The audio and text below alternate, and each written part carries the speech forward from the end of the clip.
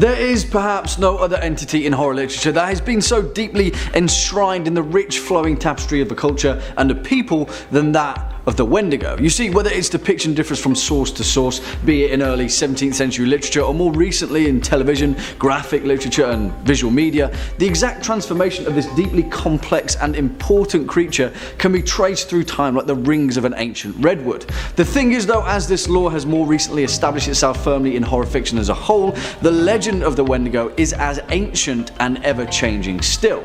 But to understand it, we first have to peel back the layers of history in an attempt to search for its roots. So, let's see what we can dig up. What was that? It's just a loon. Sorry there pal, but it is not a loon. For the curious amongst you, that clip was from 2019's Pet Sematary, based upon Stephen King's 1983 novel of the same name, which, for those of you that have read it, will know that it's one of King's most despairing of tales, and also that movie got quite a bit of stick, but hey, I thought it was pretty good. Also, interestingly enough, King's adaptation decided to flesh out the age-old tale of the ancient burial ground of legend by pairing it with the spirit of the Wendigo, which is telling to modern fiction's interpretation of the Wendigo myth, but as we're about to find out, there is far more to it than an antler-bound revenant of the dead. To first understand a creature or a concept, perhaps our first port of call should be the etymology behind it. The definition of the term Wendigo is a key part of the oral traditions of the indigenous people of North America, and well, that's where we first find our first problem, because as we will quickly find, there are many different ways to portray the word Wendigo.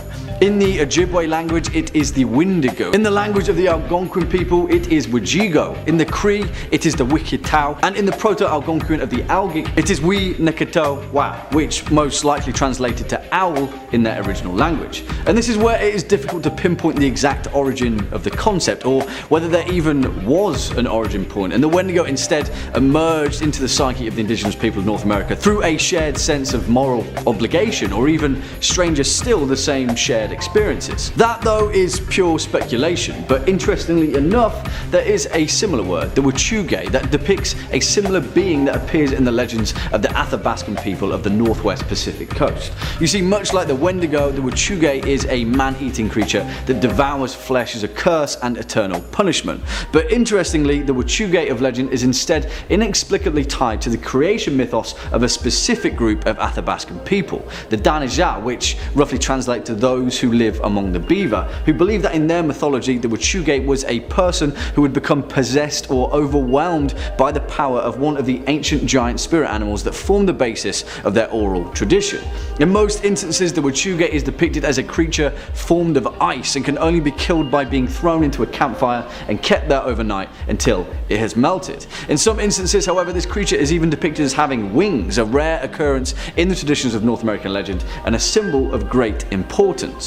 Whichever depiction of the Wendigo myth we take though, one thing is for certain. In the traditional belief systems of the Ojibwe, the Saulteaux, the Cree, the Naskapi, the Innu, and many other Algonquin-speaking peoples of North America, the Wendigo is far more than just a cautionary tale told to children over a campfire. It is an integral part of their complex belief system, and in most cases it served as a taboo reinforcement, both a reminder and a warning of the hardships faced through winter. No matter which depiction of the myth we pull apart, in each of them the Wendigo is seen as the embodiment of gluttony and greed, particularly in relation to the unbreakable taboo of cannibalism. It is a cultural cornerstone, a warning sign of excess in consumption, and the creature that would later form these warning signs would become the embodiment of that. Now, that is not to say that the depiction of the Wendigo was always the same. In some cases, particularly in regard to Ojibwe and Cree lore, the Wendigo was often described as a giant creature, many times larger than a human being, a differing characteristic that was absent from other Wendigo myths of Algonquin culture. In these legends, whenever a Wendigo would consume another person, it would grow larger in proportion to the meal it had just eaten, preventing it from ever sating its own hunger. It always wanted more, never sated or content with its quarry. That's an important lesson for all of us to learn, I think. But still, this led to the garish and oftentimes terrifying description of this creature that would later become the driving force behind its evolution from the 20th century onwards, particularly when we analyse its depiction in modern horror fiction. As Basil H. Johnson, an Ojibwe teacher and scholar from Ontario, described in his 1995 book The Manitous, the Spirit World of the Ojibwe, the Wendigo was gaunt to the point of emaciation, its desiccated skin pulled tightly over its bones. With its bones pushing out against its skin, its complexion the ash grey of death, and its eyes pushed back deep into their sockets, the Wendigo looked like a gaunt skeleton recently disinterred from the grave. What lips it had were tattered and bloody, unclean and suffering from suppuration of the flesh. The Wendigo gave off a strange and eerie odour of decay and decomposition, of death and corruption. And this is where the modern depiction of the Wendigo gained traction as an entity of horror fiction. The Wendigo is terrifying, a humanoid supernatural creature that exemplified an eternal hunger, and as European settlers made their way through North America and the colonial period of the continent began to tighten its grip around this ancient culture, the modern interpretation of the Wendigo was born.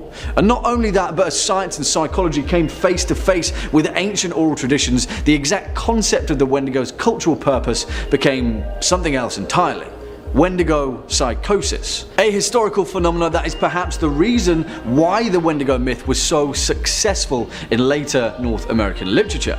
In 1661, as a chronicler and missionary for the Jesuit relations made their way through North America, they came across the first documented account of Wendigo psychosis as a result of a reported case of desperation and cannibalism.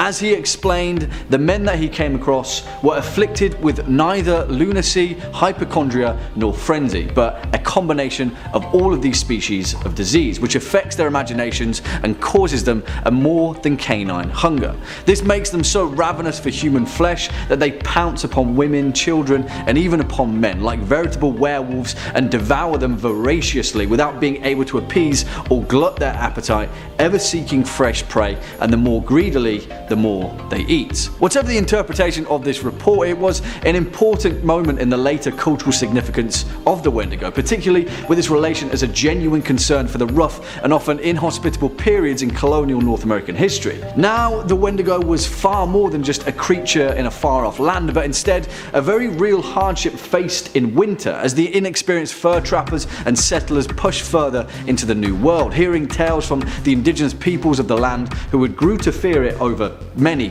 generations. However, one of the more famous cases of Wendigo psychosis came several hundred years later with the tale of a Plains Cree trapper named Swift Runner. During the harsh winter of 1878, Swift Runner and his family were stranded and starving in the wilderness of Saskatchewan. Soon, despite being 25 miles away from an emergency food cache of the Hudson's Bay Company, Swift Runner's eldest son perished, and shortly afterward, Swift Runner allegedly butchered and ate his wife and 5 remaining children. The case was both strange and shocking, and given that the Plains Cree trapper resorted to cannibalism in such close proximity to the emergency cache, it was later revealed that Swift Runner's actions were not the case of pure cannibalism as a dark and last resort to starvation, but rather of a man afflicted by Wendigo psychosis. And here was the inspiration for the first and very important fictional interpretation of the Wendigo myth, with a short story written by Algernon Blackwood, a tale written in the year 1910 simply titled The Wendigo, the first mainstream horror depiction of its kind. In the story, Blackwood tells the tale of 2 Scotsmen on a moose hunting trip in the wilderness of Rat Portage in northwest Ontario. They are joined on their trip by 2 guides, a man named Hank Davis and the French Canuck Joseph Defargo, alongside their native cook, a man named Punk. Although this tale is a very tame brush with the Wendigo myth of legend compared to most modern incarnations, it instead employed the first depiction of the Wendigo not just as a grotesque entity, but instead as a doppelganger which could take on the guise of a human being. Perhaps the most important convention of this story, though, is with the wisdom of the native character Punk, who recognizes all of the signs of the Wendigo and immediately gets the hell out of camp. Whatever its importance to the mainstream horror depiction of the Wendigo, Algernon Blackwood's story planted the seed of an idea in many other horror writers of the time. It would influence authors such as Howard Phillips Lovecraft and Grace Isabel Colburn, and most importantly, Auguste Derleth, who would use the concept of the Wendigo in his story, The Thing That Walked on the Wind, and later with his Cthulhu mythos entity, Ithaqua, which some of you may be familiar with. Hint, it's a giant Wendigo looking ice revenant that roams the Arctic wastes. Sound familiar? Yeah. It would also go on to inspire an early short story of Thomas Pynchon's titled Mortality and Mercy in Vienna, first published in 1959. Here it focused on a character developing Wendigo psychosis and his development then into a psychotic serial killer. That in itself would later inspire several movies such as 1999's Ravenous, as well as several TV series such as Charmed and more recently Hannibal. Perhaps the most iconic of the modern Wendigo though is with Stephen King's version of the entity. As we briefly explained in our opening clip, it would inspire a key character in King's 1983 novel Pet Sematary, where the personification of evil in an ancient burial ground of the Micmac people was an ugly, grinning creature with yellow-grey eyes, its ears replaced by ram's horns, and its tongue pointed, decaying, and yellowed. Although not as profound as it is now, at the time, King's interpretation of the Wendigo, which in turn was an interpretation of the 19th century colonial legends coming from North America, set the template for the Wendigo's later portrayal in popular horror culture, where for the most part it completely replaced the Native American lore that had long formed the importance of the Wendigo. In 2012 though, Chippewa author Louise Erdrich had a thing or two to say about that with a novel The Roundhouse, setting the precedent for the new reinterpretation of the Wendigo myth. And here is where our path splits, because the Wendigo in many ways explains the transformation of one land to the other. For thousands of years the Wendigo served as a cultural barometer for the Algonquian people, an ever-adapting tale that formed the importance of cooperation, of restraint, of sustainability, and the dangers that came with forsaking those virtues. It painted the monster that we all ran the risk of becoming if we indulged too much in the act of greed.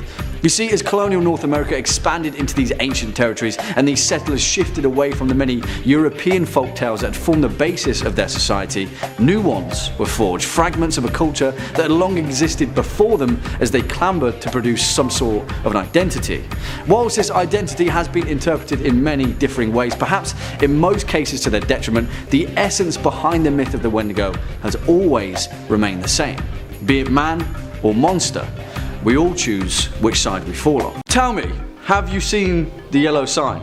The King in Yellow. It's a name that you may have already heard, perhaps associated with a robed fictional figure of mystery, perhaps in a video game or a television series, a tabletop RPG, or a strange book that you read but couldn't quite remember where it was from.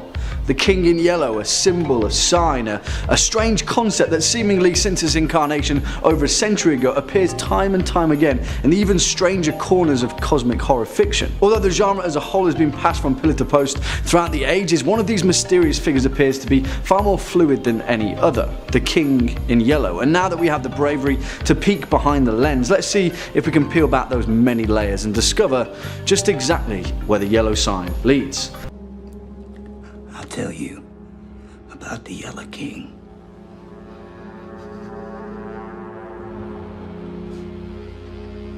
There it is again, that name, the Yellow King, another sign. For the curious amongst you, that scene was from the seminal season 1 of HBO's series True Detective, which is, for lack of a better term, bloody brilliant.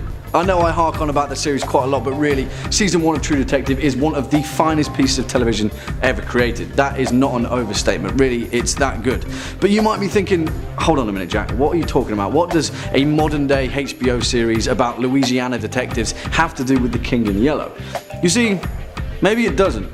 But the point is, it poses a far more important question to be asked of us in this episode.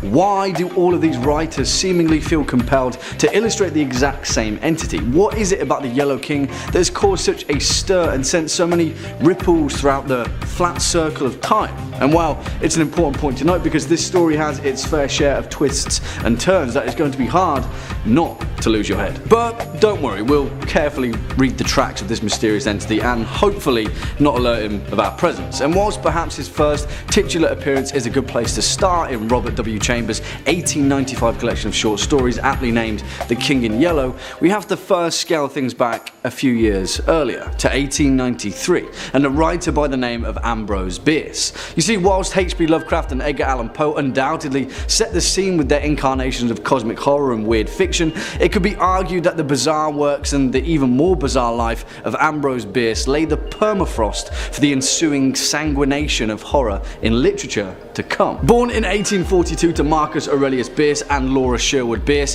the father of the family in question had quite the air for alliteration. You see, Ambrose was the 10th of 13 children, each of them given their names beginning with the letter A.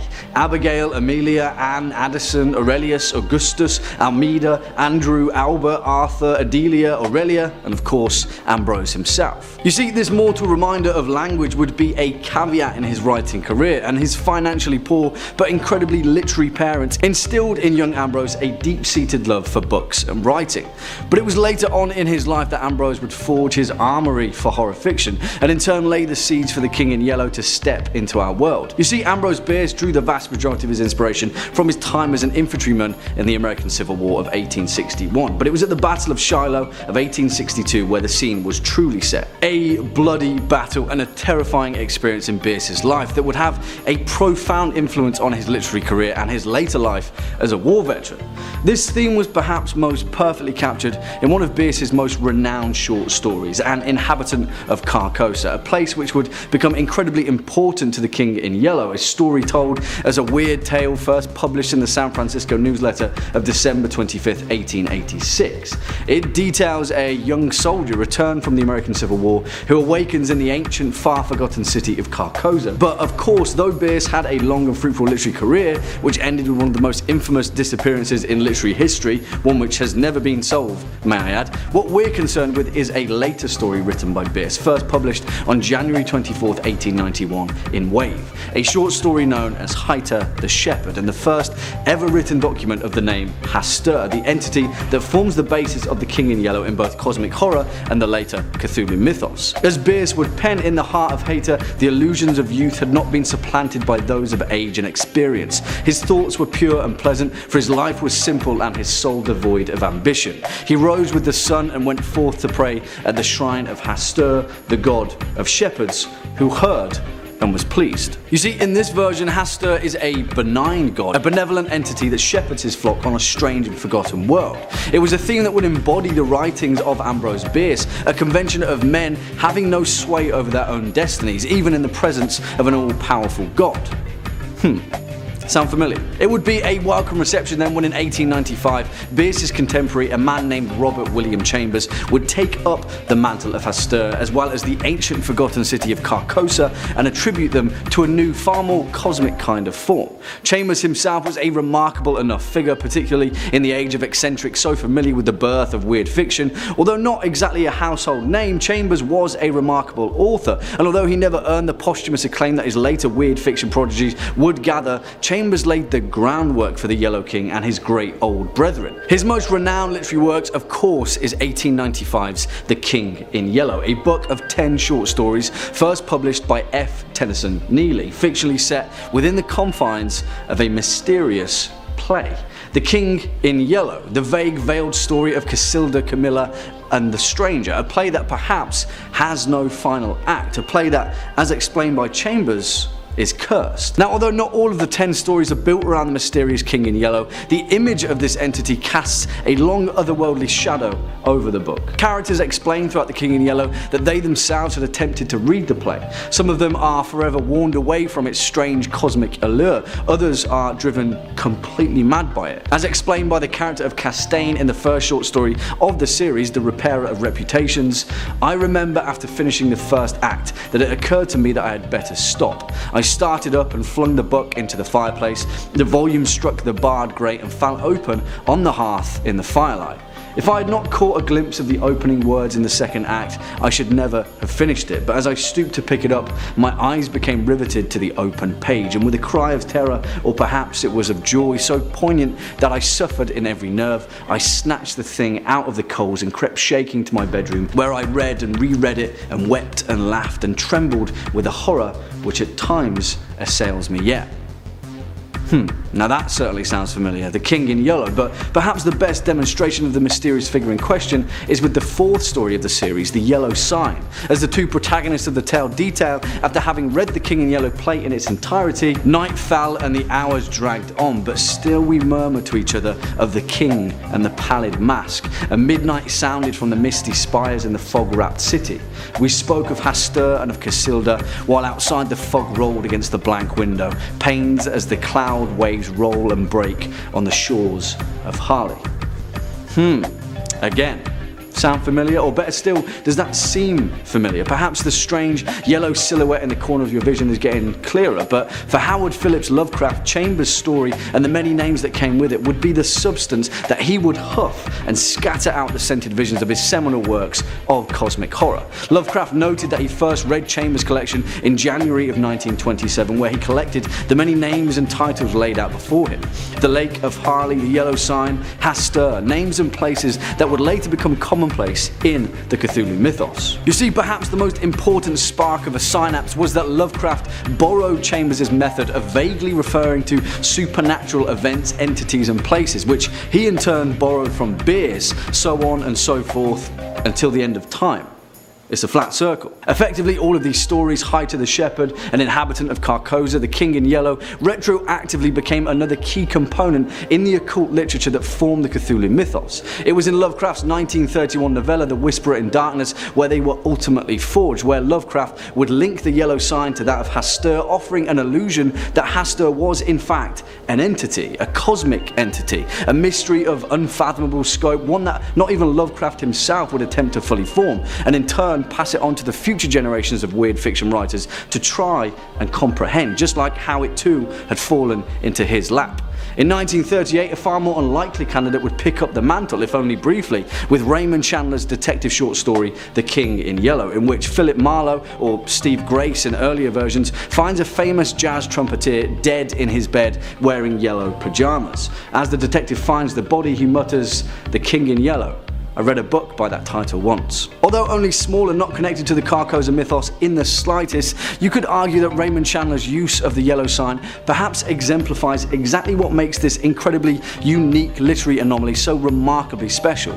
It's like a strange cosmic joke that has been muttered through the ages and no one yet has spilled the punchline. It also exemplifies why cosmic horror as a fictional vessel works so well. It's based upon pockets and deep-seated seams of hidden knowledge, unknowable mechanics that are left without explanation, sometimes for forever. An open-ended mystery, a yellow sign scrawled on the wall in a stray panel of a comic book series, a pallid mask in mise-en-scène hidden only to those that don't recognize it, the name of Carcosa on a map in the appendix of a graphic novel. Still to this day, Hastur and the yellow sign are the key components in the same transposed mystery that has crawled from page to page ever since Ambrose Bierce first penned reference to it in 1893. And that's where we arrive now. Well, in the last decade anyway, right back to our first clip, season 1 of True Detective, a work of fiction that seemingly would have no other reason to pick up the Yellow King than to further the mystery in itself.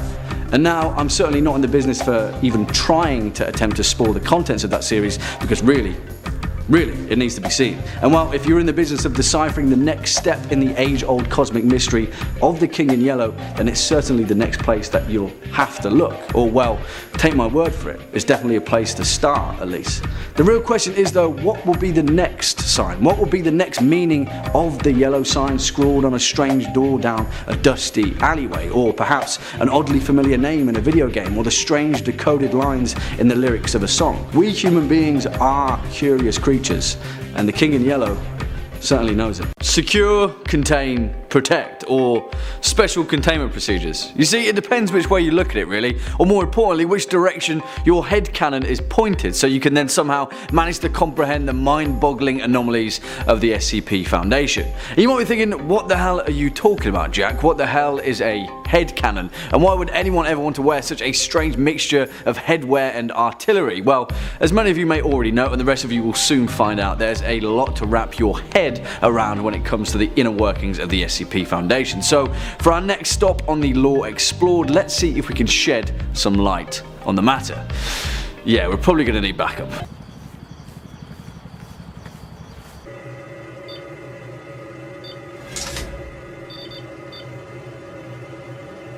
For the curious amongst you, that clip was from a fan-made short movie doofily named SCP Dollhouse, written and created by Evan Royalty, which you should certainly check out because for an independent piece of cinema, it's incredibly well made, but most importantly, it shows an understanding of the subject matter made by a fan for fans of the SCP Foundation. As you will soon realise, that is an incredibly important modicum as we step into this world. We'll leave a link down below so that you can wrap your ocular lenses around it for yourself, and that also leads us to our first and most important point.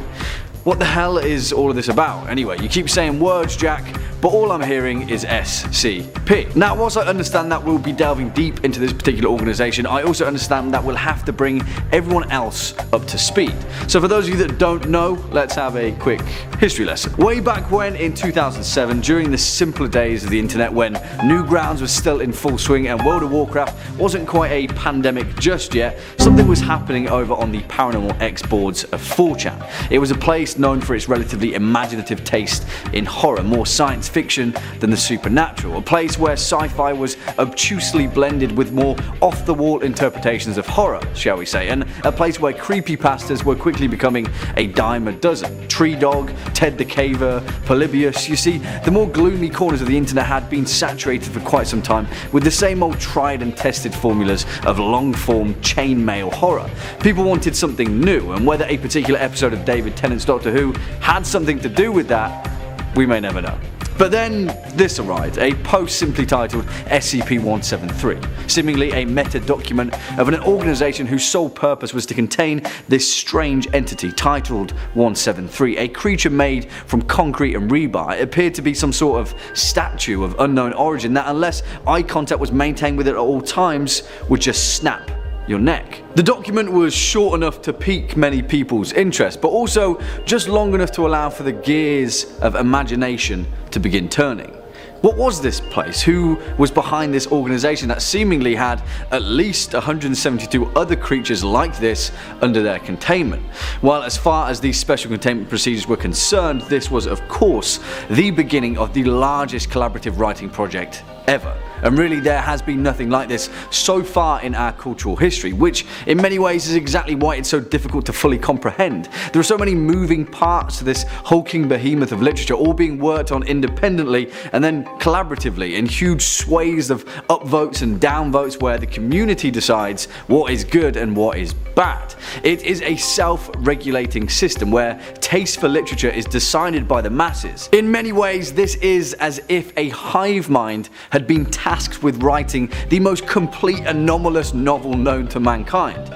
And that's exactly what we've got. The SCP Foundation, now in its most complete form, is an archived wiki that has compiled over 4,999 of these entries, and although in a relatively long hiatus, it is still being worked on. Now, whilst there are nearly 5,000 of these separate entities, items and phenomena clearly detailed and documented, there are also tens of thousands of supporting documents, each of them slightly augmenting any given SCP entry. And if this sounds like the kind of casework that would rival even the FBI, that's because that was exactly the intention. How do you create an organisation whose sole purpose it is to scour our planet hell, even other dimensions, to round up all of the things that go bump in the night while still managing to diligently do the paperwork?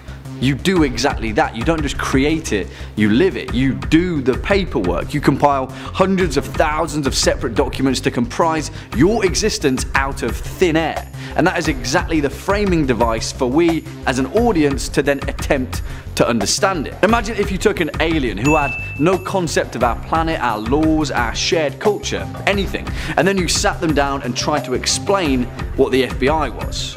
Yeah, well, instead of that, imagine saying nothing to them, throwing them into a dark room and just giving them a box of documents, archived records for them to work their way through gradually. This is where we're at. And now that we've covered the initial framing device, we can now talk about the lore behind the organisation itself, and more importantly, the people behind it, the characters, because you may be asking yourself, alright, I'm hooked, but who the hell would or even could run this kind of show? Who's in charge here? Who's calling the shots when it means keeping 5,000 cosmic horrors under lock and key?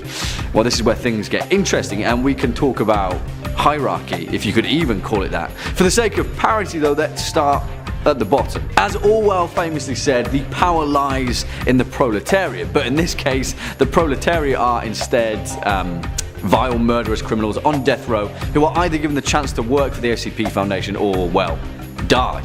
It's like that Eddie Izzard sketch, Cake or Death, except in this case the cake is a lie, and how is that for a three-way crossover of a reference for you? The SCP Foundation, Eddie Izzard and Portal.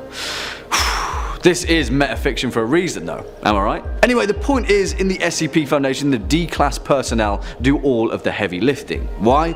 Because, well, two reasons. One, in the eyes of the Foundation, they're entirely disposable, and being the janitor in a massive, complex web of underground facilities is quite the occupational hazard. And two, part of the Foundation's directive isn't just to keep these anomalous entities under constant lock and key, but to understand them too. And for every experiment, you need lab mice. Yeah, you can see where I'm going with this, right? The thing is though, take everything that I've just said with a pinch of salt. Because do you know that headcanon I was talking about earlier? Well, the entire point of the SCP Foundation is that there are paradoxes upon contradictions, and yet the nature of this sprawling mass of fiction is with how you interpret it. All D-class personnel might not be death row inmates. In some cases they might be kidnapped individuals or political prisoners, and the Foundation are running a terrifying human trafficking racket. Or, as is the case with SCP-2000, they may just be a series of cloned humans from an off-site facility being put to use in a more mundane yet equally brutal manner.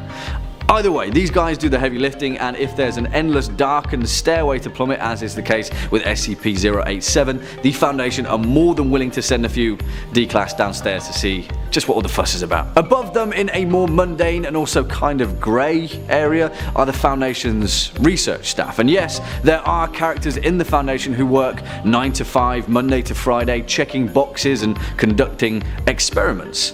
But that's not all there is to it. Now, this one is really going to be difficult to touch on because, well, put it this way, if we jump out of canon for a moment, the core group of people who started the SCP Foundation Wiki back in 2007 and 2008, well, whilst they are researchers in both the literal and meta sense, they also have in-world characters that kind of fit into the same role, but also completely blow the doors off it. You see, whilst they were administrators in the literal sense, running the SCP Wiki from a technical perspective, in the canon of the Foundation they also had their fictional counterparts, doctors, research staff, Dr. Bright, Dr. Mann, Dr. Clef, Dr. Kondraki, and many more, all written and woven into the many SCP entries and their supporting documents. Although they kind of are, to call them just research staff would be completely sidestepping their function entirely, and because of that we'll probably just jump up to the next rung on the ladder. Because although these are very valid indicators as to who calls the shots in this strange fictional world, the real big players of course are a group of individuals at the top of the pile referred to as the O5 Council. And no, there are not 5 of them, there are in fact 13, and yet the 5 in their name refers to their level of security clearance. 1, 2, 3, 4, 5. There is none higher, and if you read a particular entry titled O5 Command Only, then, well, you know it's going to be a good one.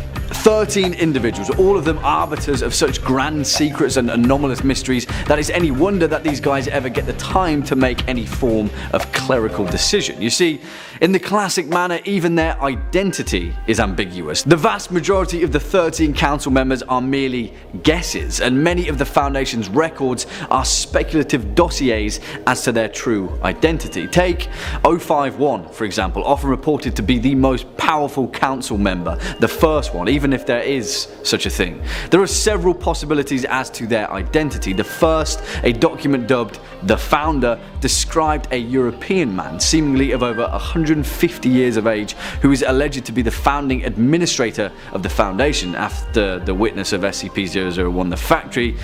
But hey, that's a story for a different video.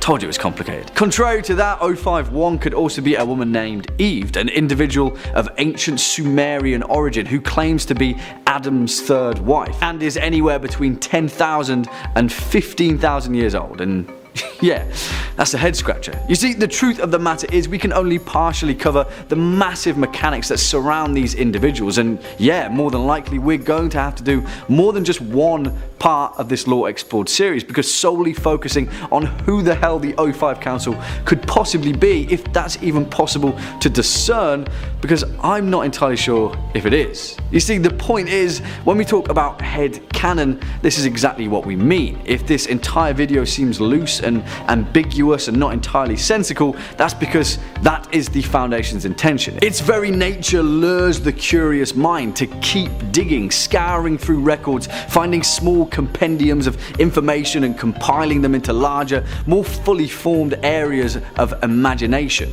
The SCP Foundation challenges us to just keep digging and to make our own connections between the true extent of this piece of literature, because that's exactly what it is. The SCP Foundation is a novel spanning thousands upon thousands of pages, a word count that would make a million Shakespeare's pale in anomalous embarrassment. It is a work of art contributed to continuously by countless individuals. It is the democratization of literature, and we're witnessing it right now, ever since the small snippet of a post emerged on 4chan back in 2007.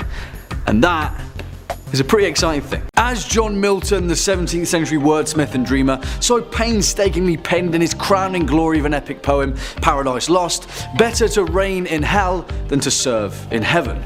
Blasphemy, surely, for a piece of literature originally published back in 1667, which fictionalized the fall of the angel Satan down into the pit of Tartarus after being defeated and banished by the forces of heaven. Even in terms of fiction as an allegorical vessel for the inner turmoil of the human soul, historically speaking, John Milton risked life and limb to fantasize such a story. Although Dante did the same several centuries earlier in the Divine Comedy, the fictional forces of both heaven and hell had never been before so polarized in a work of literature as they were in Paradise Lost. Wow, since then, things have changed quite a bit, so let's take a look at one of the more iconic depictions of angels and demons in modern fiction, Diablo. The armies of light and shadow will clash across the fields of eternity. Stay a while and listen. You see, for the curious amongst you, of course, we couldn't kickstart this particular episode without giving some form of cameo credit to the lorekeeper himself, the late great legend of all things Immaterium, Deckard Cain. For the even curiouser amongst you though, of course we should also paint the picture of just exactly what we're talking about here. And for those of you that don't know, the Diablo franchise is a series of video games first published by Blizzard Entertainment back in 1996. Later in the year 2000, it was followed by Diablo 2 and then Diablo 2 Lord of Destruction, the greatest of the franchise in my opinion, and finally 2008's Diablo 3, which was pretty good but no nip on nostalgia. You see, the hype surrounding this and the most important reason for us to bring the awesome Diablo lore to the forefront is because recently the fourth entry in the franchise has been revealed. Personally, I'm not impressed by what I've seen so far of Diablo 4, but whatever you think about Blizzard as a once mighty franchise, there is no denying the fact that where their expertise truly shines is in telling a damn good story, and the remarkable lore behind Diablo is no exception. Really, perhaps more so than any other games publisher, Blizzard are masters of their craft, and the lore behind Diablo is some of the finest in dark fantasy fiction. And of course, what better place to begin a tale of good and evil than with the purest essence of the two. In the beginning there was nothing save for a single pearl, and in that pearl there slept a dreaming, mighty, unfathomable spirit, Anu, the One. The very first being of creation, Anu was the sum of all things, both good and evil, light and dark, the physical and the mystical, joy and sadness, all of them personified in the crystallization of this perfect being. You see, Anu, in its state of total purity and perfection, over boundless eons cast all evil from itself, and for a perfect moment in time and space, all manners of dissonance and evil was gone. But just as matter cannot be created nor destroyed, neither can the energy of evil. In the void of existence, soon enough, the discordant fragments that Anu had cast out formed themselves into another being, Tathamet, the first of the prime evils. Now, although they were separated, they were bound within the same pearl of existence, and so they waged a war of light and shadow against each other for countless millennia, neither of them ever gaining the upper hand. This is known as the Great Conflict, the underlying and most important dichotomy in the whole of the Diablo franchise. You see, the energies that were unleashed in the impossible war ignited an explosion of light and matter so vast and terrible that it birthed the very universe itself. And here we have the very first of the many planes of existence that make up the Diablo franchise, in a realm known as Pandemonium, forged by the resulting cataclysm of Anu and Tathamet as they delivered their final blows to each other, laying the foundation for all of creation.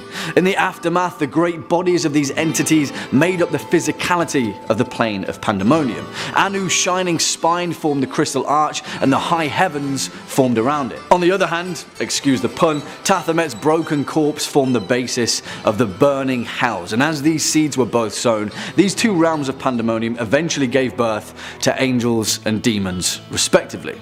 There was one relic left behind though that would become integral to this great conflict: Anu's eye, a remainder from the broken bones of his corpse that would later become what is known as the World Stone, an artifact of such incredible power that it could give birth to entire worlds of creation.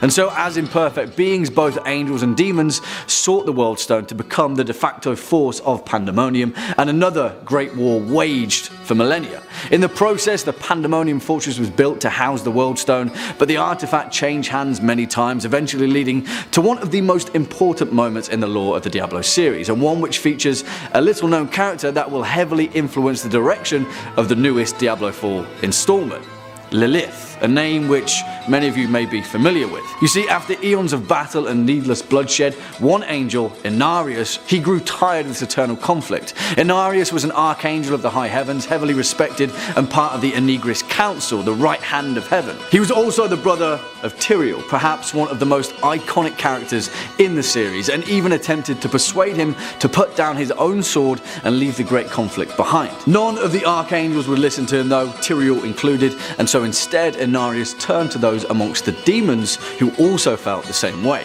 Lilith, queen of the succubi and daughter of Mephisto, also grew tired of the endless conflict, and together Inarius and Lilith led these angel and demon rebels through one of the most important periods of Diablo lore. Together in an act of unprecedented rebellion, the angel Inarius and the demon Lilith stole the World Stone, fled from Pandemonium, and in the process they created Sanctuary, the world in which the vast bulk of Diablo is set, a place far away from the warring ways of heaven and hell and the eternal conflict of good and evil. In this brave new world, Inarius and Lilith would later fall in love with each other, as did many of the other rebel angels and demons, and from these angelic and demonic unions, the Nephilim were born, the first generation of human beings. And for those of you that have played Diablo 3, you'll know that the Nephilim are pretty integral toward the player character throughout the series, but hey, forget about that, let's not ruin the immersion, right? You see, this didn't last long, and it seemed that the tremors of the same conflict that both Inarius and Lilith had fled from had managed to seep into Sanctuary too. Their children, the Nephilim, possessed incredible innate powers, perhaps enough to one day rival and surpass that of both angels and demons. On one hand, Lilith saw their incredible potential, and she realized that given enough attention, the Nephilim could grow to such a point that one day they could overthrow both heaven and hell, and together they could bring an end to the great conflict and the endless eternal struggle. On the other, Inarius feared them greatly, and he wanted to kill them all. As a result, eventually, after Lilith had slaughtered all of Inarius' angelic allies, he used the power of the World Stone to cast her for eternity into the void, where he intended for her to stay imprisoned for all of time. If you know anything about the Diablo series though, it's pretty difficult to keep a good demon down. Now what follows is a period in the Diablo lore known as the Sin War, and it is an incredibly complex conflict that we couldn't do justice to unless it had a video of its own. It takes place in the trilogy of novels by Richard A. Knack, released from 2006 onwards, featuring Birthright, Scales of the Serpent, and finally The Veiled Prophet. They're remarkably well written, and if you're feeling some Diablo lore, they come highly recommended actually. As you may imagine, covering an entire trilogy of novels takes a moment or two to do, but for the sake of framing this section of the lore explored correctly, excuse the spark notes. Essentially, throughout the Sin War, Lilith managed to return to Sanctuary from her prison, where she then raised the Nephilim into her own personal army in an attempt to defeat Inarius once and for all.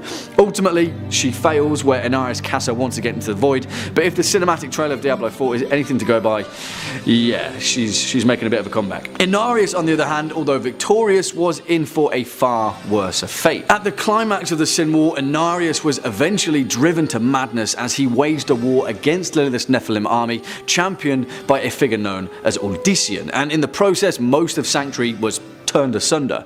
As they battle with each other, the angels of heaven eventually intervene, tearing open the sky and bringing an end to the conflict. As a result, Odyssean, he cast both angels and demons from Sanctuary once and for all, and the Anguirus Council of the Archangels began to broker the fate of both the Nephilim and the now fallen angel Inarius. Some of the Nephilim, like Rathma, son of Lilith and the first Necromancer, pleaded with heaven to spare Sanctuary, and as a result, a vote was held between the angels. Imperius, the Archangel of Valor and the de facto leader of them, voted against Sanctuary's existence. Auriel, Archangel of Hope, she voted for it. The deciding factor was laid before Tyrael, Inarius' own brother, who initially seemed to show little love for humanity and the Nephilim. Together, ultimately though, they agreed to an armistice between the high heavens and the burning hells. As Tyrael decided, inspired by Odyssean's sacrifice, Sanctuary should be free to live on its own, with no war brought there by either heaven or hell. From then on, humanity would be free to choose for themselves how to move forward as a people, free from the interference of both angels and demons, free to walk the path of both order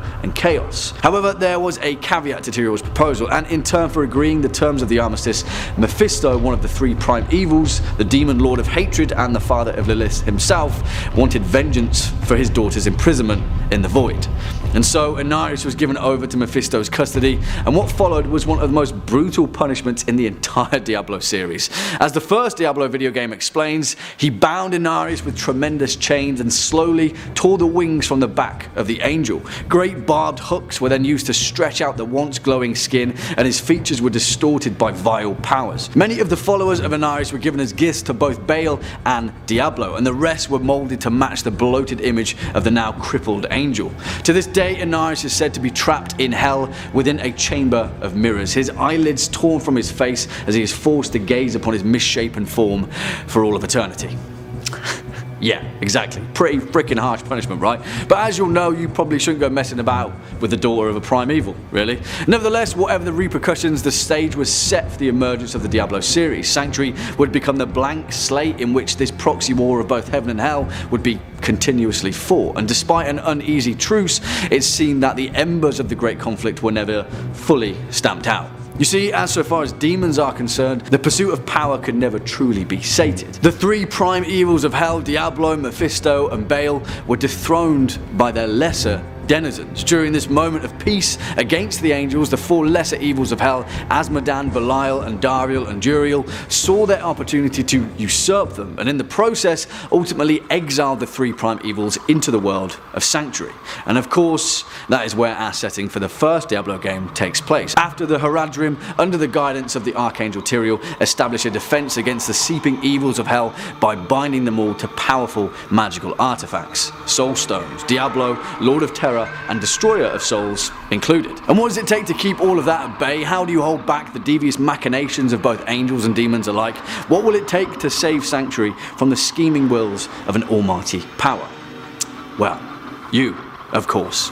A hero. Alright guys, after our dive into the King in Yellow, I've wanted to do something like this for quite some time. It's strange because we as fans of literature, cinema and culture, although perhaps we aren't always conscious of it, are constantly borrowing tropes and conventions, small little fragments of a theme or an idea, and then adding them onto our own pile of our own interpretation of things. Our world of forms, just like how the famed authors of cosmic horror, Ambrose, Chambers, Lovecraft, and their ilk would pass down the true titles or misnomers of their own terrifying great old ones, so too do we, intrinsically, instinctively borrowing from the rich tapestry laid out before us. But at what point do these things lose their identity? At what point do they become something new? Well, let's board the ship of Theseus and see what remains. So you brandish your axe. That's the axe that slayed me. Is he right? For the curious amongst you, of course, that clip was from 2012's John Dies at the End, adapted and directed for the silver screen by Don Cascarelli, but based upon the incredible 2007 novel of the same name by David Wong. And for the astute amongst you, you'll understand that John Dies at the End, both the novel and the film, open with a very similar and familiar paradox, the grandfather's axe. As it states, solving the following riddle will reveal the awful truth of the universe, assuming you do not go utterly mad in the attempt. Say you have an axe, just a cheap one from Home Depot, and one bitter winter day you use said axe to behead a man. Don't worry, the man's already dead and he's a Nazi zombie, so it's okay. On the last swing the handle splinters, you now have a broken axe. Now say if you replace the handle of that axe and then a year later you used it again to chop some strange eldritch creature that had crawled into your kitchen into pieces, but in the process, unfortunately, you chipped the head of the axe and again you had to replace it at the hardware store. But as soon as you get home with your newly repaired axe, the same Nazi zombie from before shambles in front of your front door. When you brandish your axe high in the air, he wheezes, "That's the axe that slayed me." Is he right? Now, interestingly enough, for those of you that have read David Wong's phenomenal novel, then you'll also understand that he had written in some form of paradoxical failsafe to this mind-bending equation. And although I won't spoil it, because really, read John dies at the end, it forms the overarching theme of that same paradoxical and thought-provoking novel. But also, as you will learn throughout the confines of this lore explored, David Wong was simply highlighting one of the oldest thought experiments in human history, the ship of Theseus. And for those of you still scratching your heads wondering what the hell this whole Nazi zombie axe beheading opening gambit is all about, let's set the scene a little bit more. In the metaphysics of identity, the ship of Theseus is a thought experiment that raises the question of whether an object that has had all of its components replaced fundamentally remains to be the same object. It is one of, if not perhaps the oldest philosophical concepts in Western philosophy, and it is one that still manages to shake off the cobwebs of human thought to this day. It was first posited by Plutarch in his 1st century biography, Life of Theseus, discussing the life and works of the mythical Greek king of antiquity and founder of the Kingdom of Athens, although the same concept had been long discussed by Plato and Heraclitus as early as 400 BC, although we'll get to that later. Now, the titular ship in question was a famous vessel said to have been sailed by the hero Theseus himself during a great battle of the ages and had been kept in the harbour of Athens as a museum piece. As the years went by, the wooden parts began to rot and be replaced by new ones, and scholarly minds such as Plato and Heraclitus, well, it got them thinking. The thought experiment later laid out by Plutarch, though, goes a little something like this. A ship goes out in a storm and is damaged. Upon returning to the shore, the ship is repaired, with the parts of it being replaced in the process. Again and again, the same ship goes out to sea, and again it is repaired, until one day, eventually, every single component on the ship, every single plank of wood and nail has been replaced. Is the repaired ship still the same ship that first went out into that first storm? And yet, if it isn't, at what point did it become a different ship? Say you collected every single part of that ship that was discarded during the repairs and used them all to rebuild another ship. If you place the two ships side by side, which one of them would be the true ship of Theseus? Or instead, would it be both of them? Or would it be neither? You see, much like David Wong's axe, and with the same concept of the grandfather's axe laid down before that, what these paradoxical notions bring into question are the fragilities of identity over time. But hold that thought for a moment, because if you're pondering as to how this metaphysical notion of identity can only ever be applicable to inanimate objects like ships and axes, just take a look at yourself for a moment. In many ways, at many levels, biologically, consciously, physically, in some senses, we are the ship of Theseus. Within the span of 7 years, every single cell of our bodies will die and be replaced without us ever realizing it. Intrinsically, over that period, continuously, we are literally not the same person that we once were. And if that is the case, then it poses a far more pressing explanation for the human mind to require. If the very essence of we as human beings is replaced just as easy as the planks of a ship or the handles of an axe, then where lies our identity? What part of our psyche remains behind? What makes us us?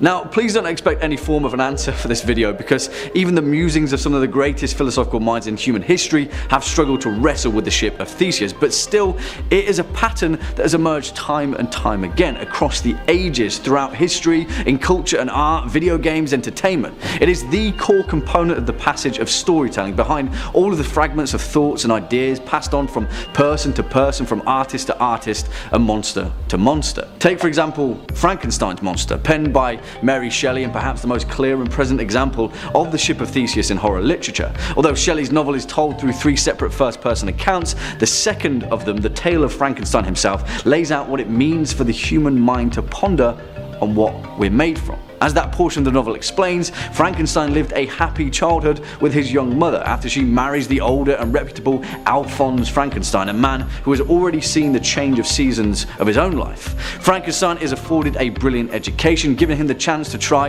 and decipher all of the secrets of heaven and earth. He studies both natural philosophy and alchemy, and as a scientific mind does, he seeks to unravel the core components of what makes a human, what makes a man, and in doing so, as we know and as Shelley pens, he perverses the sanctity of creation, and by compiling the components of the dead in the pursuit of engineering the human form instead of the beautiful image that Frankenstein expected, he is disgusted and reviled by his own creation. What is most interesting about this example in horror literature though are the actions that the creature later takes. Although compiled of nothing but spare parts, the monster teaches himself to read, and with literature he begins to display a human consciousness, facing the existential question of who or what he is. Now, as compared to the ship of Theseus in that regard, it would suggest that no matter the physical form the psyche takes, it is merely a vessel, a ship.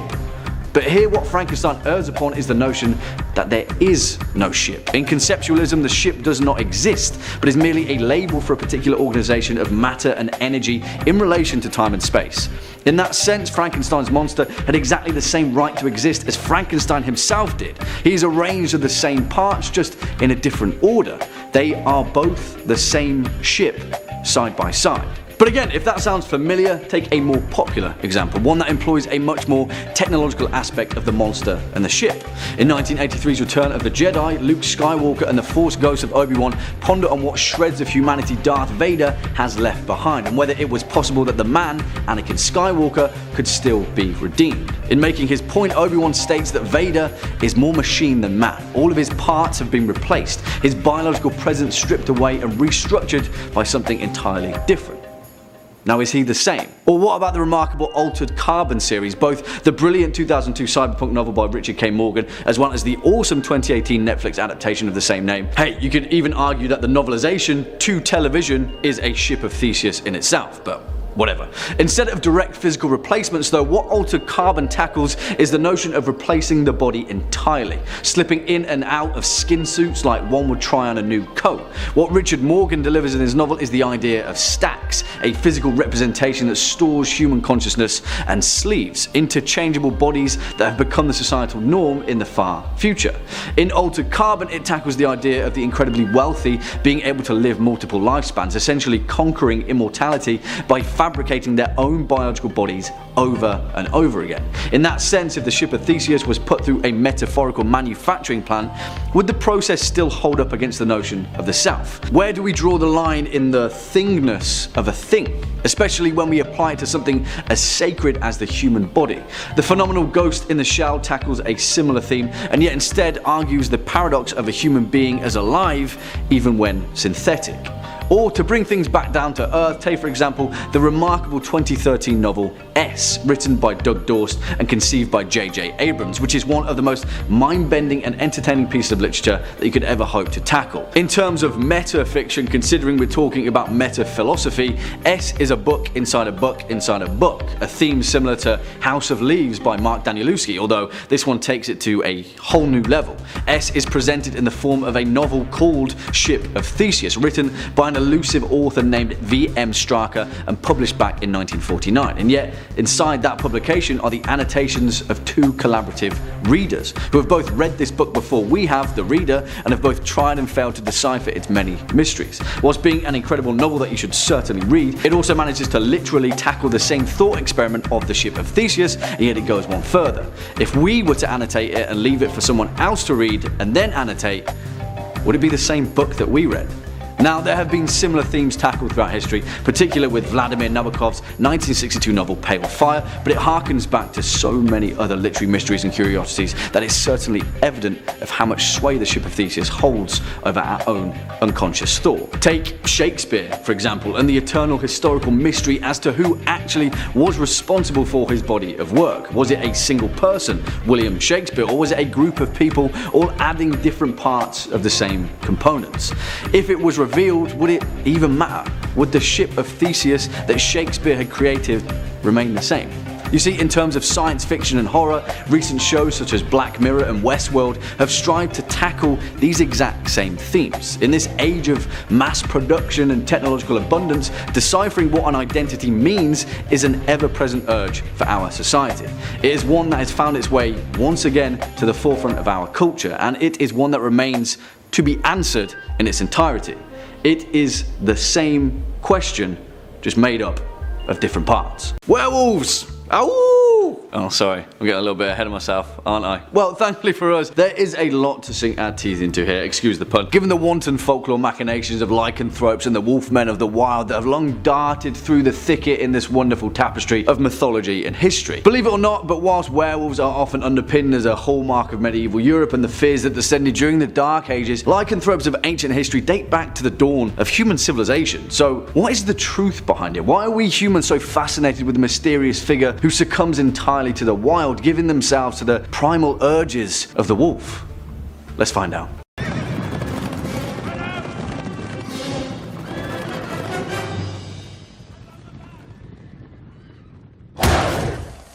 For the curious amongst you, that clip was from 2010's The Wolfman, starring Benicio del Toro as one particular wolfman with a few daddy issues, illustrating the archetypal mysticism and many taboos that evidently come with being a lycanthrope, particularly if you're a 19th century aristocrat in Victorian London. And as some of you may know, The Wolfman is a near-direct remake of 1941's The Wolf Man, starring Lon Chaney Jr. as the titular beast man in question, which is widely considered to be the most recognizable and most cherished original version of the werewolf myth ever created on film. And whilst it certainly wasn't the first, it's one of the best, and it gave popular rise to what we now consider to be werewolf horror cinema, cementing other actors such as the legendary Paul Naschy, Henry Hull, Oliver Reed, Jack Nicholson and David Norton in their iconic lycanthropic roles. But first, before we give credit to the hallmarks of horror cinema that the image of the werewolf has become, let's first begin where all things should.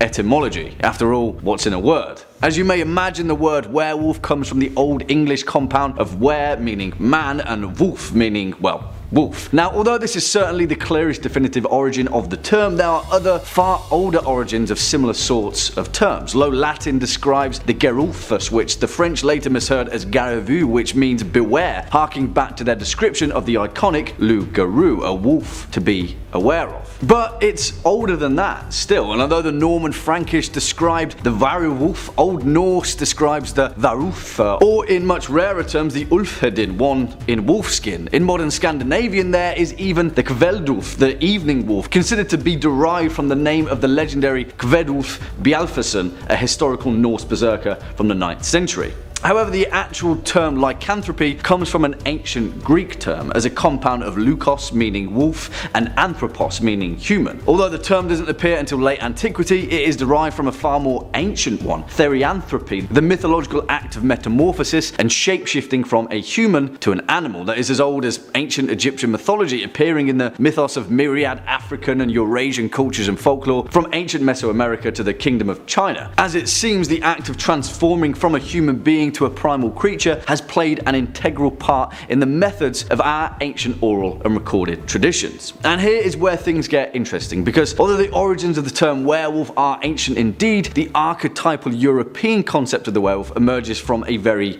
clear source, that being the ferociously feared warrior classes of the ancient Germanic tribes, many of whom revered the wolf as a potent symbol of both hunter and fighter. You see, the transformation from men into wolves was a wide-held belief throughout Iron Age Europe, particularly in the Germanic sphere, often highlighted in their belief of Tierkrieger, also known as Woden or Odin in Norse, the leader of the wild hunt himself. Interestingly enough, it has also been noted that the metaphorical image of the widespread belief of wolf men in ancient Europe and the wider Indo-European sphere is directly correlated to the tribal transition of Europeans moving from fruit gathering to predatory hunting during the Iron Age, a forgotten cultural practice that was revered by ancient pagan European society. In 440 BC, the ancient Greek historian Herodotus, in his histories, described the Nuri, a tribe which he placed in the northeast of Scythia, where all of its members transformed into wolves once every year for several days, where they roamed the wilds before changing back to their human forms. Now, in all likelihood, this was a tribe that is now part of Russia, and the tribespeople of the Nuri were most certainly using wolf skins and pelts for warmth during winter, but still, the metaphor is what's important here. Similarly, in the 2nd century BC, the Greek geographer Pausanias described the story of Lycaon, the king of Arcadia, who was transformed into a wolf following his ritualistic murder of a child. Lycaon's transformation was bestowed upon by Zeus after his attempt to serve him human flesh to discover if he truly was a god, depicting cannibalism and murder as a grave taboo, and the result being this primal, torturous prison. As written by Ovid in his Metamorphosis, describing the transformation of King Lycaon, he tried to speak, but his voice broke into an echoing howl. His ravening soul infected his jaws, his murderous longings were turned on the cattle, he still was possessed by bloodlust. His garments were changed to a shaggy coat and his arms into legs. He was now transformed into a wolf. However, although numerous are these references to man transforming to wolf in ancient literature, it is older than even that. You see, the first ever allusion to a man transforming into a wolf astoundingly dates back to the oldest surviving great work of literature in human history, the Epic of Gilgamesh, dating back to the 3rd dynasty of Ur, roughly around 2100 BC. Lycanthropy, as it seems, is a tale as old as time. But why? What is it of these monsters to men? What is this morbid fascination that many of our cultures have held with the act of this primalistic transformation? Inexplicably, as ancient history is often suggested, it occurred with the debasement of the human moral spirit, succumbing to the bloodthirsty primal urges of a violent act, murder, cannibalism, the sight of a frightful massacre, not in any sense of the martial or the art of war, because as we know, the ancient world certainly enjoyed a battle or two, but in the actions outside of what was considered moralistically sound of the time. And perhaps here is where the werewolf tale begins to take on its far more human sensibility. You see, the werewolf is a bizarre construct. It comes from a cultural function of damning, violent and bloodthirsty actions, but as Europe wrestled itself from the grip of the Roman Empire, the cultural myth of the werewolf seemed to expand into the role of almost a guardian of sorts, albeit one that was primed for feasting on human flesh. You see, the Germanic pagan traditions that we previously spoke of persisted longest throughout the Scandinavian Viking Age. King Harald Fairhair of Norway was said to have commanded his troop of Ulfhednar, often mentioned throughout the Volsunga saga, fearsome berserkers who wore the skins of wolves to channel the spirits of these ferocious animals to enhance their effectiveness in battle. This was continued in the traditional period of the Kievan Rus, a loose confederation of Slavic and Finnic peoples of Europe throughout the 9th to the mid 13th century, which would form the legendary Slavic mythology of the werewolf, one that is far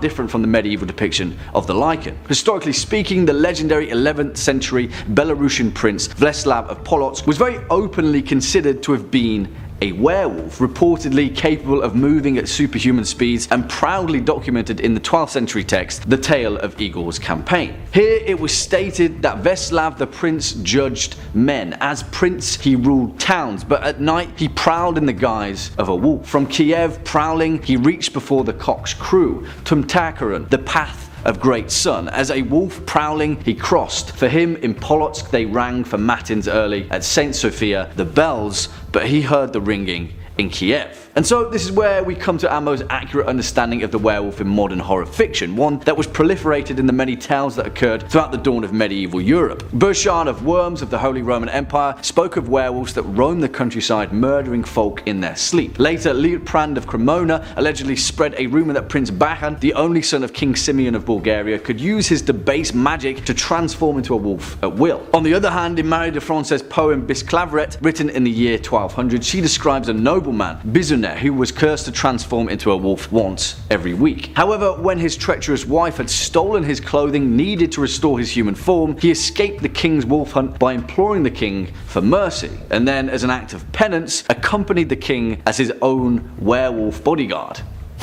That's pretty damn interesting, right? Perhaps the Slavic traditions were rubbing off on them. You see, this is the beginning of the very clear duality now found of the werewolf in horror literature. On one hand, the Slavic reverence held for the Lycan as depicted through the ancient pagan traditions of Iron Age Europe, one that is not a werewolf in the same sense but a vlodglak, a wolfskin, which would later become associated with the concept of the revenant, the vampire, which is a hero to some and evil to others. But then on the other hand, we have the Germanic werewolf, or more importantly, the medieval werewolf, widely associated with the witchcraft panic beginning roughly around 1400 AD, a period of folklore history that hit its fever pitch in 16th century France and Germany. You see, here there were countless reports of werewolf attacks, hundreds of them in fact, court trials clearly recorded in history, and in some fewer cases clearly found evidence against the accused Lycan of both murder and cannibalism, which interestingly enough harkens back to the same fear that we found in the ancient Greek depictions of lycanthropy. Hey, I'm not saying that there's a direct correlation between the Holy Roman Empire and the medieval werewolf, but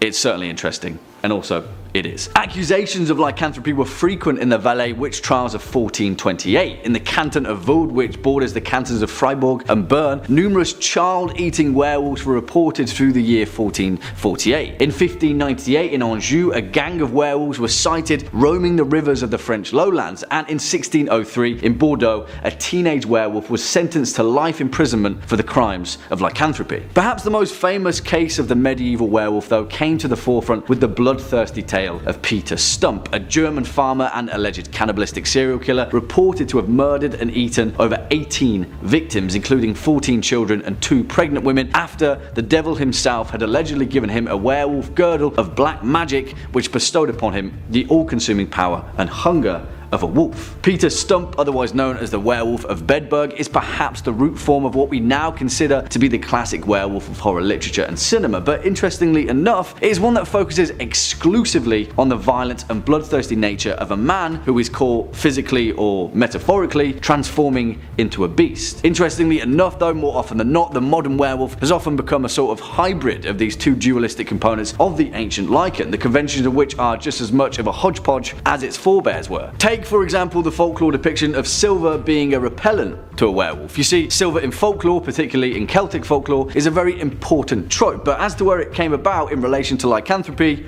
is anyone's guess. In 1640, as folklore tradition describes, the city of Greifswald in Germany was infested by a pack of werewolves, and as was written, a clever lad suggested that they gather all their silver buttons, goblets, belt buckles and so forth, and then melt them down into bullets for their muskets and pistols. This time it worked, and they slaughtered the creatures and rid Greifswald of the lycanthropes. You see, in many ways the fiction of the werewolf is a constant work in progress, constantly grabbing different components of folklore, superstition, mysticism and religion and piling it atop the wolfskin legend. In that regard, the werewolf is perhaps the most forward-thinking horror convention ever known. In The White Wolf of the Harz Mountains, a short story appearing in the Phantom Ship written in 1839 by Frederick Marryat, the first ever demonic femme fatale was penned, one that this time transformed itself from woman into wolf. This trope would occur sparingly throughout Gothic literature, but after the 1970s, particularly following Angela Carter's The Bloody Chamber and her short story The Company of Wolves written in 1979, the female lycanthrope changed the game once more, culminating in Ginger Snaps, released in the year 2000, which is freaking awesome, and then again with 2011's Red Riding Hood, which isn't great, but it highlights my point, taking these themes and then applying the transformation of lycanthropy to that of sexuality and a transgressive discovery of the self, highlighting the liberation that comes from championing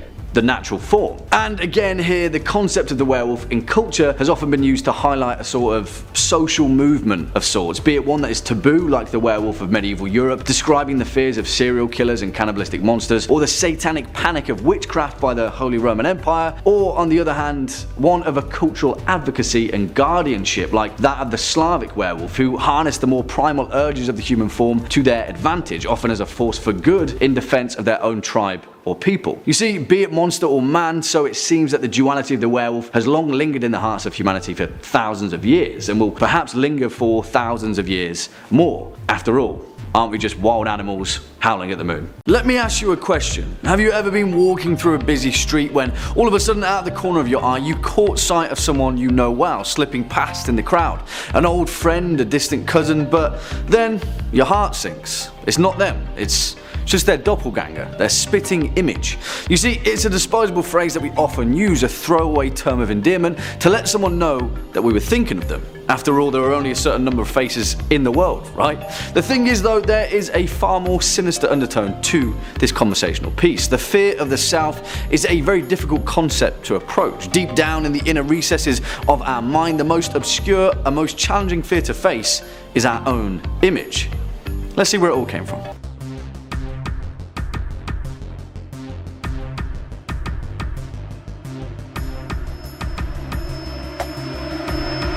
For the curious amongst you, that scene of course was from 2019's Us, written and directed by Jordan Peele in his sophomore sequence as a horror tour de force, and one film in particular that managed to take the concept of the doppelganger, put it through the modern horror machine, and then take it to the next damn level. As a side note, that whole scene is brilliantly well made, and yeah, whilst that movie is pretty damn awesome and worthwhile of your attention, it also gave us The Tethered, and we'll talk about those guys in good time, because by that point we may be looking at the uncanny from a whole new perspective. The point is though, cinema, particularly horror cinema, has often used the concept of the doppelganger ever since the early days of the silver screen, but its origins are far, far older than that. Also, we should probably preface this video with the fact that the fear of the uncanny is one of my deepest, darkest fears. I'm not scared of much, but I am absolutely terrified of things that resemble the human form or people that I know that then turn out aren't those people at all. That goes for mannequins, cyborgs, and yes, clones. And also, sorry to anyone that is an identical twin, but you give me the heebie-jeebies. So yeah, let it be known that I'm facing my own fears. First and most importantly, we should probably approach this lore explored as we do with all others. After all, what's in a word? And if you're a fan of the King Killer Chronicles, then you'll certainly know that knowing the true name of something or someone is power enough, particularly if you know the name of the wind, but that's a story for another time.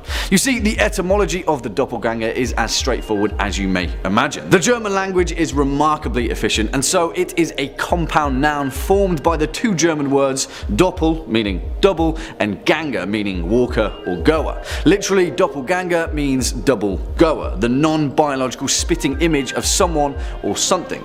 Now, whilst the phrase was first coined in the German language in a novel written in 1796, which we'll get to later, the origins of it are older still.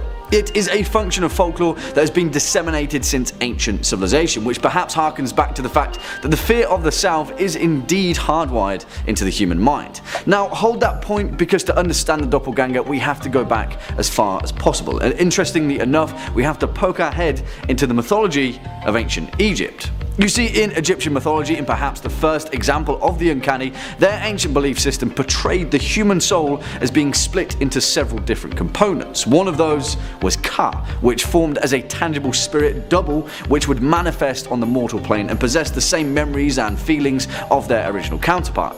In the Greek princess, an ancient Egyptian myth that took place during the age of Pharaoh Seti II and presented a view of the legendary Trojan War, Helen of Troy found her own Ka manifesting without her knowledge, misleading Paris and subsequently ending the war. Now, useful, certainly, but it painted a picture of a human soul acting independently in the best interest of the whole. Interestingly enough though, that same function occurred again in an equally ancient belief system. In Norse mythology, a Vardoga, which loosely translates to soul watchman, was a ghostly double who would be seen as a sort of guardian spirit carrying out the actions of an individual before they had happened. Again, this would later occur in Finnish mythology, forming the basis of a figure known as an Etienen, a first-comer, an integral part of Finnish folklore that would later become a sort of premonition, a clairvoyant feeling of someone that was no longer present. And here is where folklore does what it does best and begin to take a primordial feeling or a concept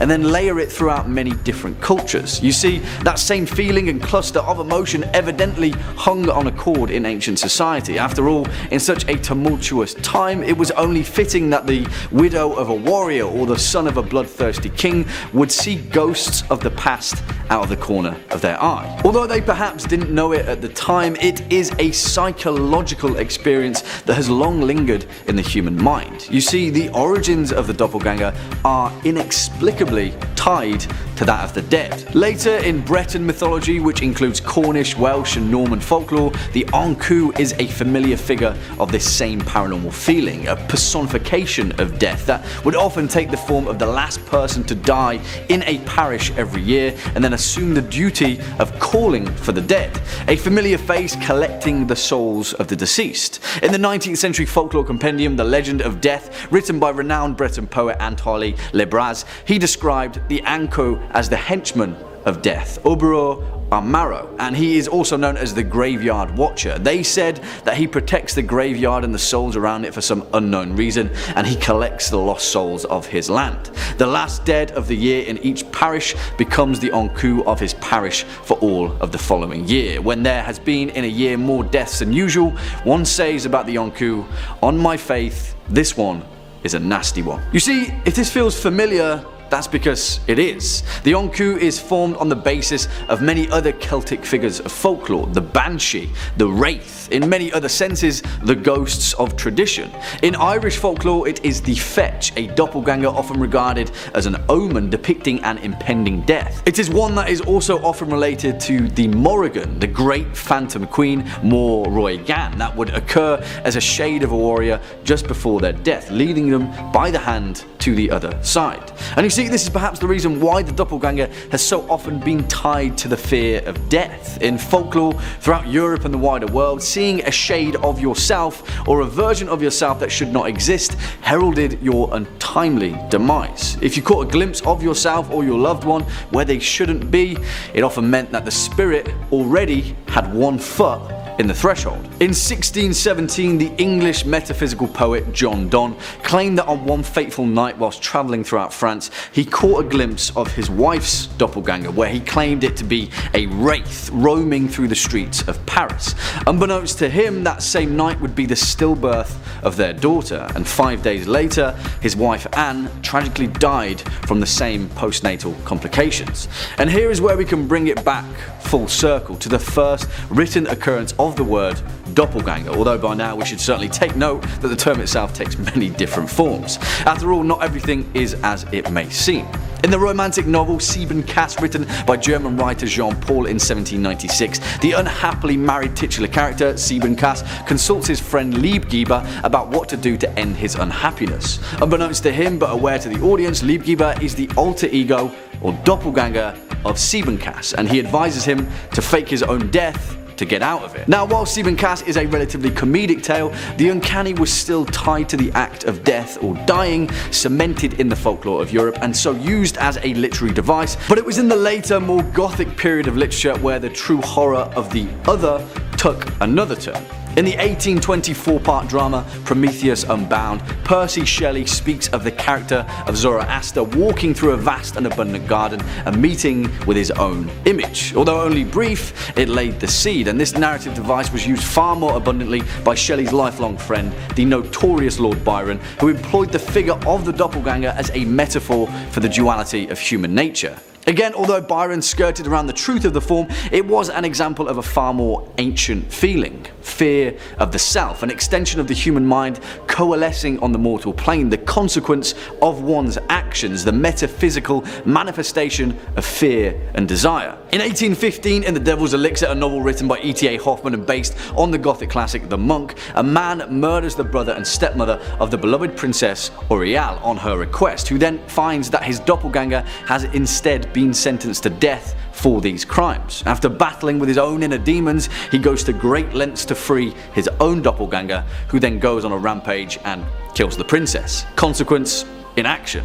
Later in the 1825 work Tales by the O'Hara Family, written by brothers Michael and John Bainham, they talk of the fetches, the familiar image of villagers that occur throughout the twisting tales of proto-Gothic horror, this time taking a function of folklore and describing it on a larger scale. More importantly though, several decades later in 1846, the legendary Russian writer Fyodor Dostoevsky would pen one of his most remarkable novellas, The Double. It centers on a government clerk who goes mad, and the text itself then deals with the internal psychological struggle of its character, a theme which would lay the foundation of Dostoevsky's work and would later occur in many of his more complicated characters, notably the brothers Karamazov and Notes from the Underground. Dostoevsky dealt with the gothic motif of the doppelganger doppelganger by describing it as a character at odds with itself, the inner conflict of the human mind, one that could only be resolved by either side winning out.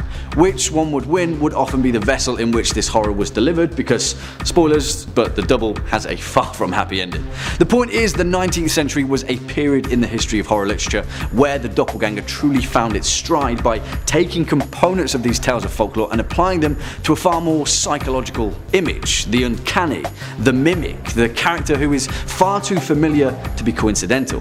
In the 1913 German expressionism film The Student of Prague, this horror concept finds itself literally in combat with its own doppelganger, a visual demonstration of exactly what these 19th century writers were trying to portray. Later in 1970, in the Basil Dearden film The Man Who Haunted Himself, Roger Moore played a character whose doppelganger sprang into existence following his brief death on a operating table, who would then descend into madness trying to figure out if this doppelganger was indeed real or just a figment of his own imagination. And then, of course, in 2019, we come full circle, and we have Jordan Peele's Us, The Tethered, a mirror image of a family haunting the same family, the Tylers, each of them with a doppelganger of their own. Now, I certainly don't want to spoil any of the content of this movie, because if you haven't seen it, then you certainly should, but what Jordan Peele does in this film, like his predecessors before him, is take the ancient image of the doppelganger and give it a far more insightful meaning. You see, in 2019, in this strange new modern society and rapidly spiraling out of control technology, we are finding it increasingly difficult to look in the mirror and stare ourselves down. It seems that the truth behind our own doppelganger may be our most important fear to face. As Howard Phillips Lovecraft once wrote, that which is not dead can eternal lie, and with strange eons, even death may die. You see, in this capacity, the incomprehensible scope of cosmic horror was once immortalized by the many comings and goings and wants and needs of the old gods, a concept which never could be fully grasped by the human mind.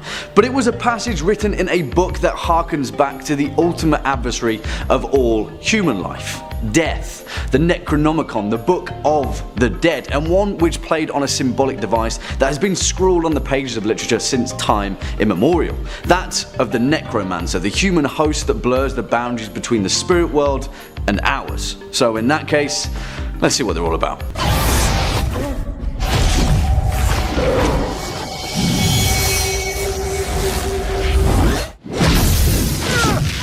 For the curious amongst you, that clip of course was from The Hobbit, The Desolation of Smaug, and in my eyes, anything, book, movie, game, whatever, that is set in Middle-earth can do no wrong. Fact. But hey, it also depicted an incredibly unique concept, that of Sauron as the necromancer, a fledgling essence of the shadow before his whole campaign of hate and torment, one that wasn't exactly laid down in the Lord of the Rings series, but instead only hinted at by J.R.R. Tolkien 100 years prior.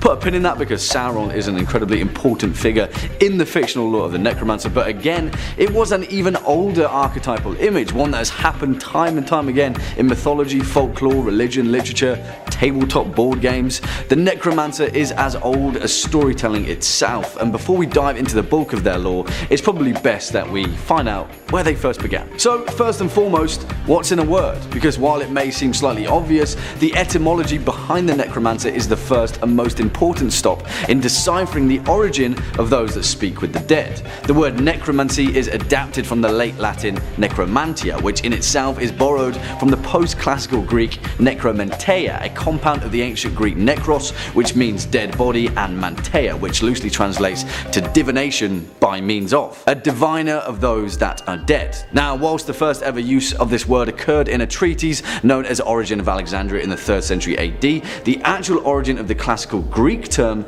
Nicaea was even older still. It appeared in perhaps one of the most famous texts of the ancient world, the Odyssey, written by Homer and completed sometime around the 8th century BC, denoting an ancient Greek cult ceremonial practice known as Nicaea, a rite by which ghosts were called upon and questioned about the future. And whilst this certainly seems to be the most important starting point for our journey through necromancy and literature, still the form and function of this practice is older than even that. Because you see, the role of the necromancer walks hand in hand with another archetypal role, that of the shaman. And don't worry, because we certainly can't cover the whole extent of the shaman as merely a footnote in a video, and we'll be taking a much deeper look at them in their own lore explored in good time. The point is, it is important to note that the necromancer is certainly an offshoot of the shaman, and it harkens back to an ancient cultural practice that seemingly has made up an integral part of all human beings, and in turn, all life on Earth. Veneration of the dead, as well as the physical, metaphysical, or spiritual communion with those that have passed over, is perhaps one of the oldest core beliefs of human existence.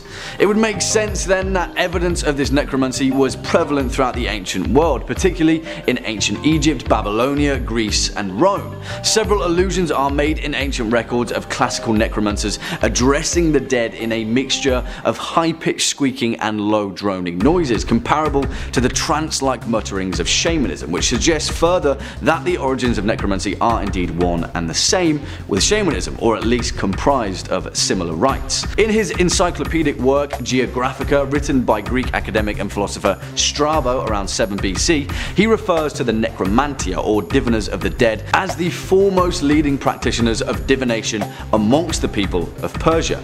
In short, necromancy was at the forefront of religion in much of the ancient world, and it is believed to have also been widespread amongst the people of Chaldea, Etruria, and most importantly, Babylonia, where Babylonian necromancers were denoted as Manzazu or Shah Itemu, and the spirits that they raised were called Itemu. Once again, evidence of an ancient practice, communication with the dead. And here we can bring it back to Homer's Odyssey, where these themes come to the forefront of ancient literature. In the Odyssey, under the direction of the powerful sorceress Circe, the hero Odysseus travels to the bowels of the earth, to the underworld, in order to gain an insight into his impending voyage home. Most importantly, he seeks a lost knowledge, one that could not be revealed without the wisdom of the dead. That's an important theme. By using the practice of spells that Circe taught him, Odysseus wishes to invoke and question the shade of Tiresias, the blind prophet of Thebes, but is unable to summon the seer spirit without the aid of others. Even more astoundingly, eventually Odysseus commits fully to the necromantic ritual, where he then performs the rites of the dead around a pit and fire, sacrifices the blood of animals, and recites prayers and incantations to the ghosts and gods of the underworld. As clear as it could ever be, communion with the spirit world, Odysseus as the necromancer. Most importantly, this rite and practice of Nicaea would later form the psychological and philosophical incarnation of the necromancer that we now know, particularly in horror and fantasy literature.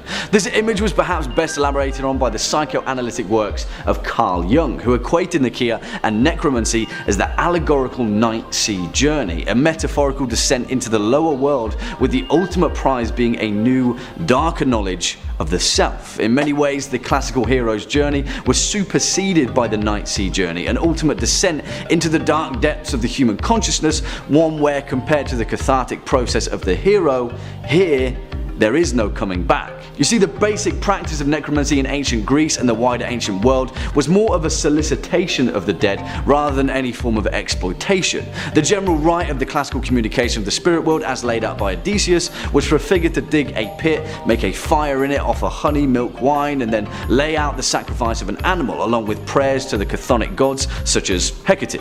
Throughout pretty much all of the ancient world, this practice appears time and time again in some form or another, and is one that literally became the cornerstone for a myriad of belief systems. Old Norse, Gnosticism, paganism, many necromantic rites were sacrament to them, and over hundreds of years this dead speaking function shifted and changed with the times. So then you may be scratching your head and thinking, where does the evil image of the necromancer first occur? I was expecting flowing black robes, bone white hair, and an army of skeletal archers. And the answer to that question was forged in perhaps one of the most tumultuous times in European history, the Middle Ages, and the role that the Catholic Church played in shifting the tide in the continued cultural development of necromancy.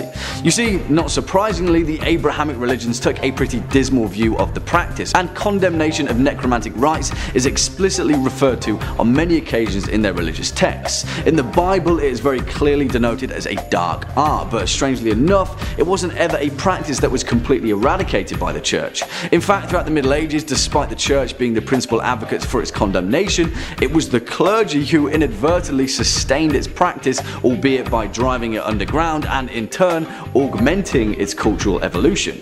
You see, the church didn't outright destroy necromancy, but instead refused to believe that anyone but their Abrahamic God had the power to resurrect a body or even intentionally contact a spirit. And because of that, the church concluded that these ancient necromancers weren't actually communicating with the dead, but instead with demons, a host of nefarious forces who had deceived the magicians into believing that they were the souls of the dead. And now perhaps the image of the necromancer as a corrupted scholar or warlock owes itself as the far more nefarious archetype in contemporary literature. This is where we get the far more contemptuous conventions of the necromancer: blood sacrifices, puppets, voodoo dolls, protective circles, letters and sigils. The image of the necromancer almost as a warrior rather than a shaman, bending the will of the metaphorical demon of the dead to do their bidding rather than to gain a lost knowledge like Odysseus did in the underworld. Throughout the 1300s, reports of necromancy as a practice fell on either side of the moral and cultural line. Rare confessions of necromancy by those that were accused seemed to suggest that there was a range of what was and wasn't acceptable in relation to communing with the dead. John of Salisbury is perhaps one of the most famous historical examples of this, a philosopher accused of necromancy after a royal scandal. So was the case of Richard Kieckhefer in 1332, who was accused of necromancy after being connected to a group who were plotting to invoke the demon Beric from inside a circle made from strips of cat skin. Yeah, it seemed that the ancient message may have been a little bit lost in translation. You see, the Middle Ages truly were a grey area as to what was and what wasn't acceptable in terms of ceremonial magic, and many of these grey areas are what have laid the basis for esoteric knowledge in modern culture and literature. You see, it didn't end there though, and it was with the rise of spiritualism throughout the 1800s where the image of the necromancer once again shifted, this time toward a kinder, more gentler form of communing with the dead. This is where the seance came to the forefront of popular practice, and instead of dead bodies as laid out by the necromancy of the Middle Ages, this time it was live mediums that acted as conduits for the dead. Now, whilst this was a historical period that was certainly rife with charlatans and grifters who would seek to exploit the shared reverence for the dead that has seemingly been ingrained in our cultural psyche since the dawn of time for monetary gain, it is also part of the gothic connotations of necromancy that are so common today. Skulls, candles, shadow ceremonies, tapping the bones. Throughout the turn of the 19th century and later still, necromancy literally got a facelift, and part of that facelift is the archetypal necromancer that we understand in today's popular culture. But beneath the bones, the form and function remains the same.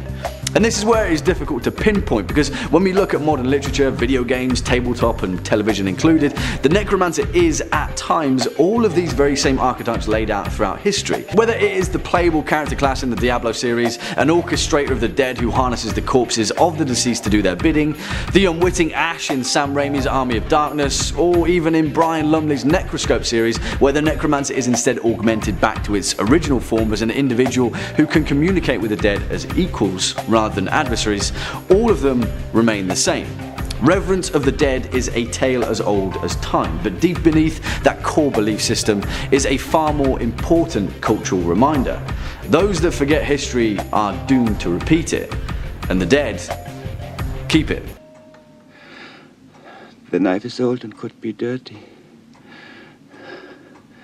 It could give you blood poisoning. Please, let me do it.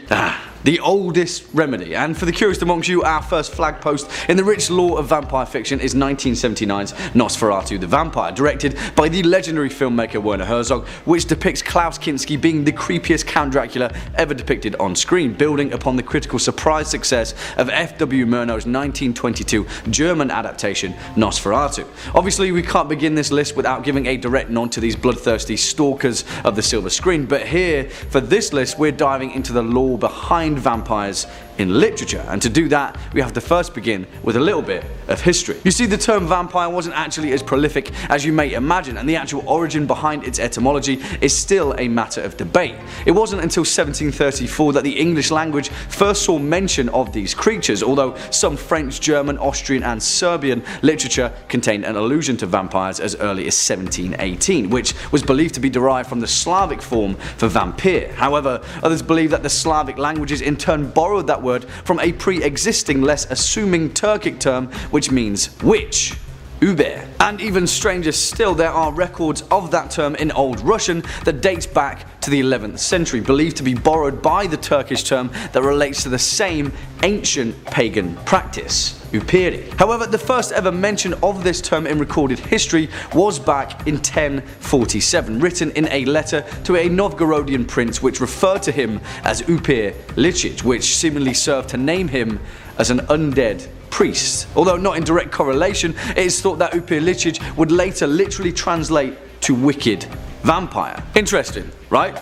I mean, the ancient etymology of it, not the fact that a secret kingdom of bloodthirsty pagan priests may have existed somewhere in ancient Russia. Now, semantics aside, the exact notion of vampirism has existed in folklore for millennia, passed down through means of spiritual texts and oral tradition. Albeit much more demonic in origin, the ancient Mesopotamians, the Hebrews, ancient Greeks and Romans all had tales of creatures that we would consider to be a precursor to the modern vampire. In these many tales of ancient belief, the act of blood drinking was actually quite prolific and often attributed to demons and spirits that would eat flesh and, well, drink blood. In fact, pretty much every nation on earth has had some form of blood drinking undead revenant or demon, which in some cases even acted as a deity to several ancient belief systems. You see, it's no wonder that the very essence of the vampire has long been ingrained in our cultural psyche. However, it wasn't until the late 17th and 18th centuries where these same shared cultural fears would begin to make themselves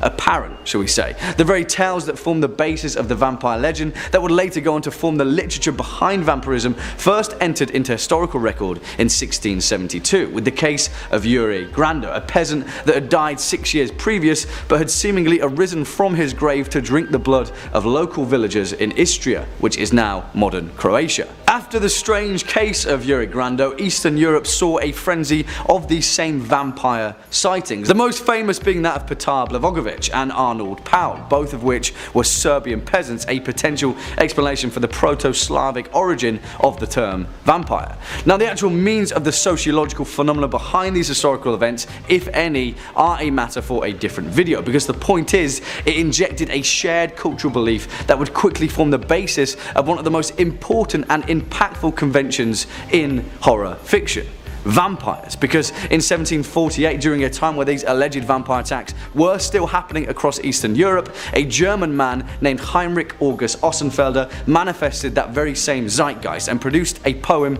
simply titled The Vampire. The Vampire. An incredibly short poem which is written from the perspective of a mysterious man presented as a jilted and aggressive seducer that lusts for a respectable and pious Christian girl who is protected by her mother.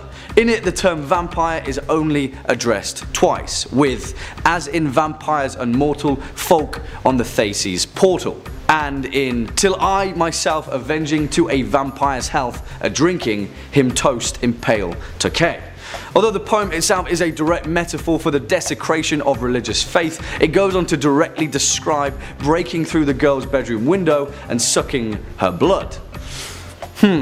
Where have we heard that one before, right? And in fact, the stark eroticism of Ossenfelder's poem would go on to influence many other pieces of vampire literature that followed it. Several decades later, in 1773, another German poet, a man named Gottfried August Berger, would produce a poem titled Lenore, an incredibly important landmark in literature and a vital entry into the Gothic ballads, but a poem that never exactly used the term vampire. Instead, it was responsible for creating another key theme that would later appear in vampire literature: immortality, or in this case, undeath, the ability for vampires to rise from their graves in the darkness of midnight, enter the homes of their victims or loved ones, and then carry them away into the night. After the widespread publication of Lenore, the Gothic ideal of the vampire was well and truly afoot, and the following few decades produced several similar pieces of literature, such as The Bride of Corinth, Thabala the Destroyer, Percy Shelley's The Spectral Horseman, as well as Samuel Taylor Coleridge's famously unfinished ballad, Christabel. However, it wasn't until the year 1819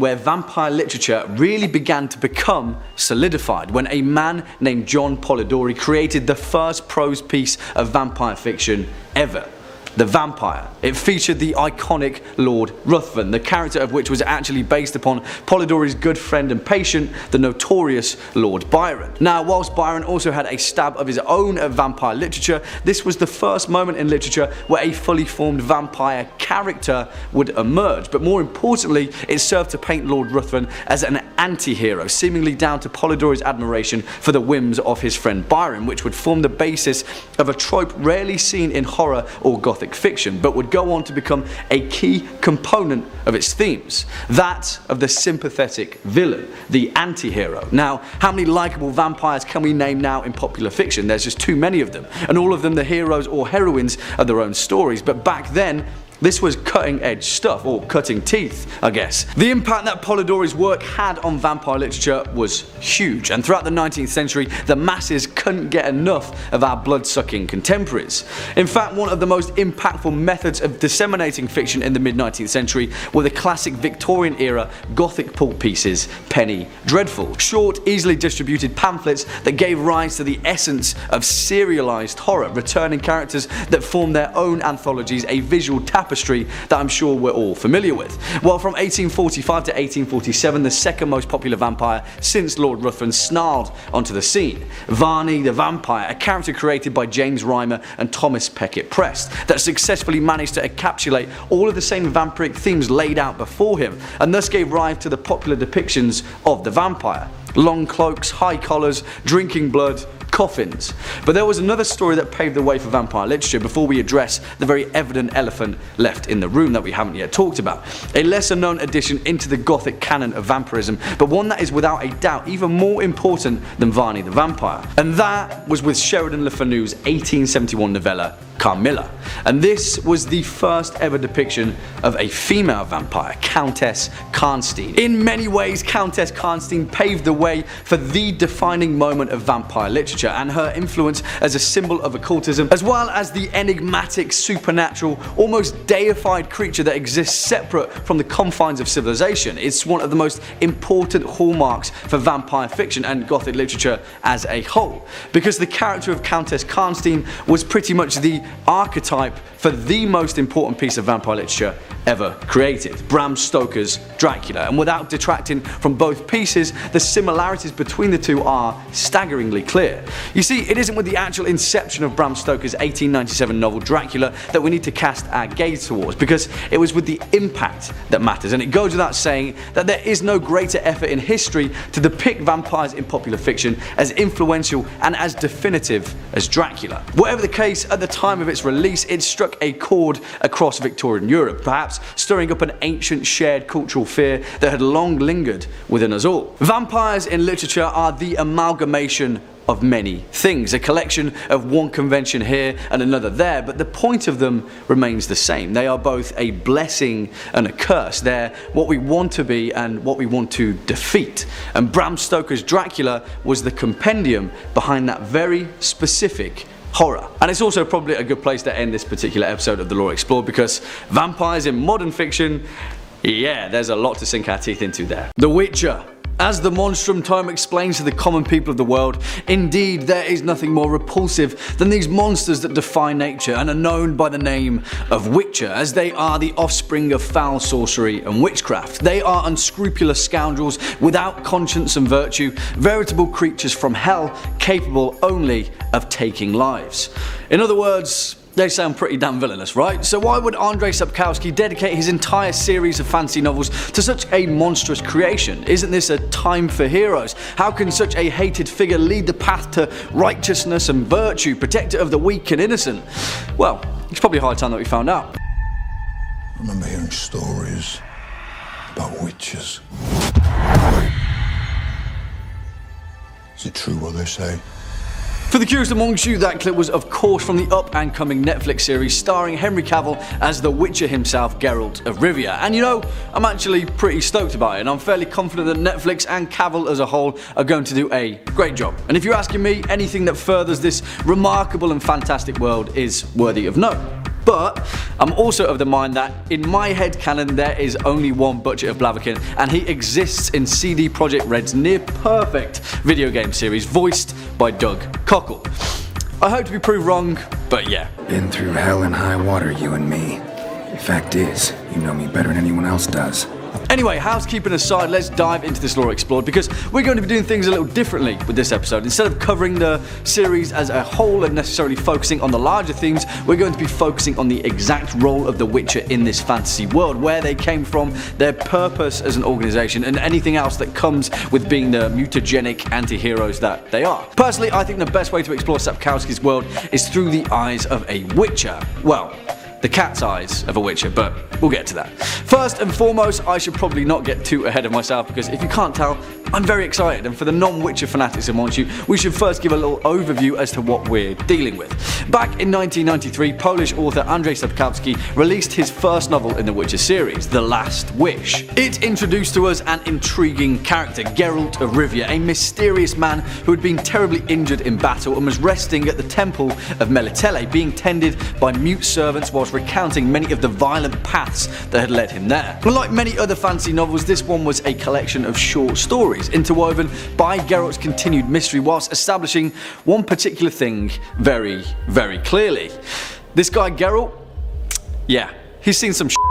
And that, horror fans, is merely the beginning, because as is revealed in The Edge of the World, Geralt of Rivia is part of an ancient order whose role in this bloodthirsty world is to hunt down the many monsters of folklore and legend that plague the countryside or linger in deep forgotten caverns, making the world a better place one decapitated wyvern's head at a time. But of course, only for a price. And that price is important, because now we can talk about exactly what it takes to join this hazardous profession and the many pros and cons that come with it. But to comprehend that, we need to first understand where they came from, and truth be told, that's a difficult thing to do, because part of the allure of the Witcher series is that the origin of these mysterious mercenaries is so ancient, so rooted in a world that once was, that this new world, the one that they protect without question, has forgotten them. And in turn, you could say that the purpose behind the traditions of the Witcher order have been forgotten even by themselves. You see, it's a key theme that is thread throughout Sapkowski's series, the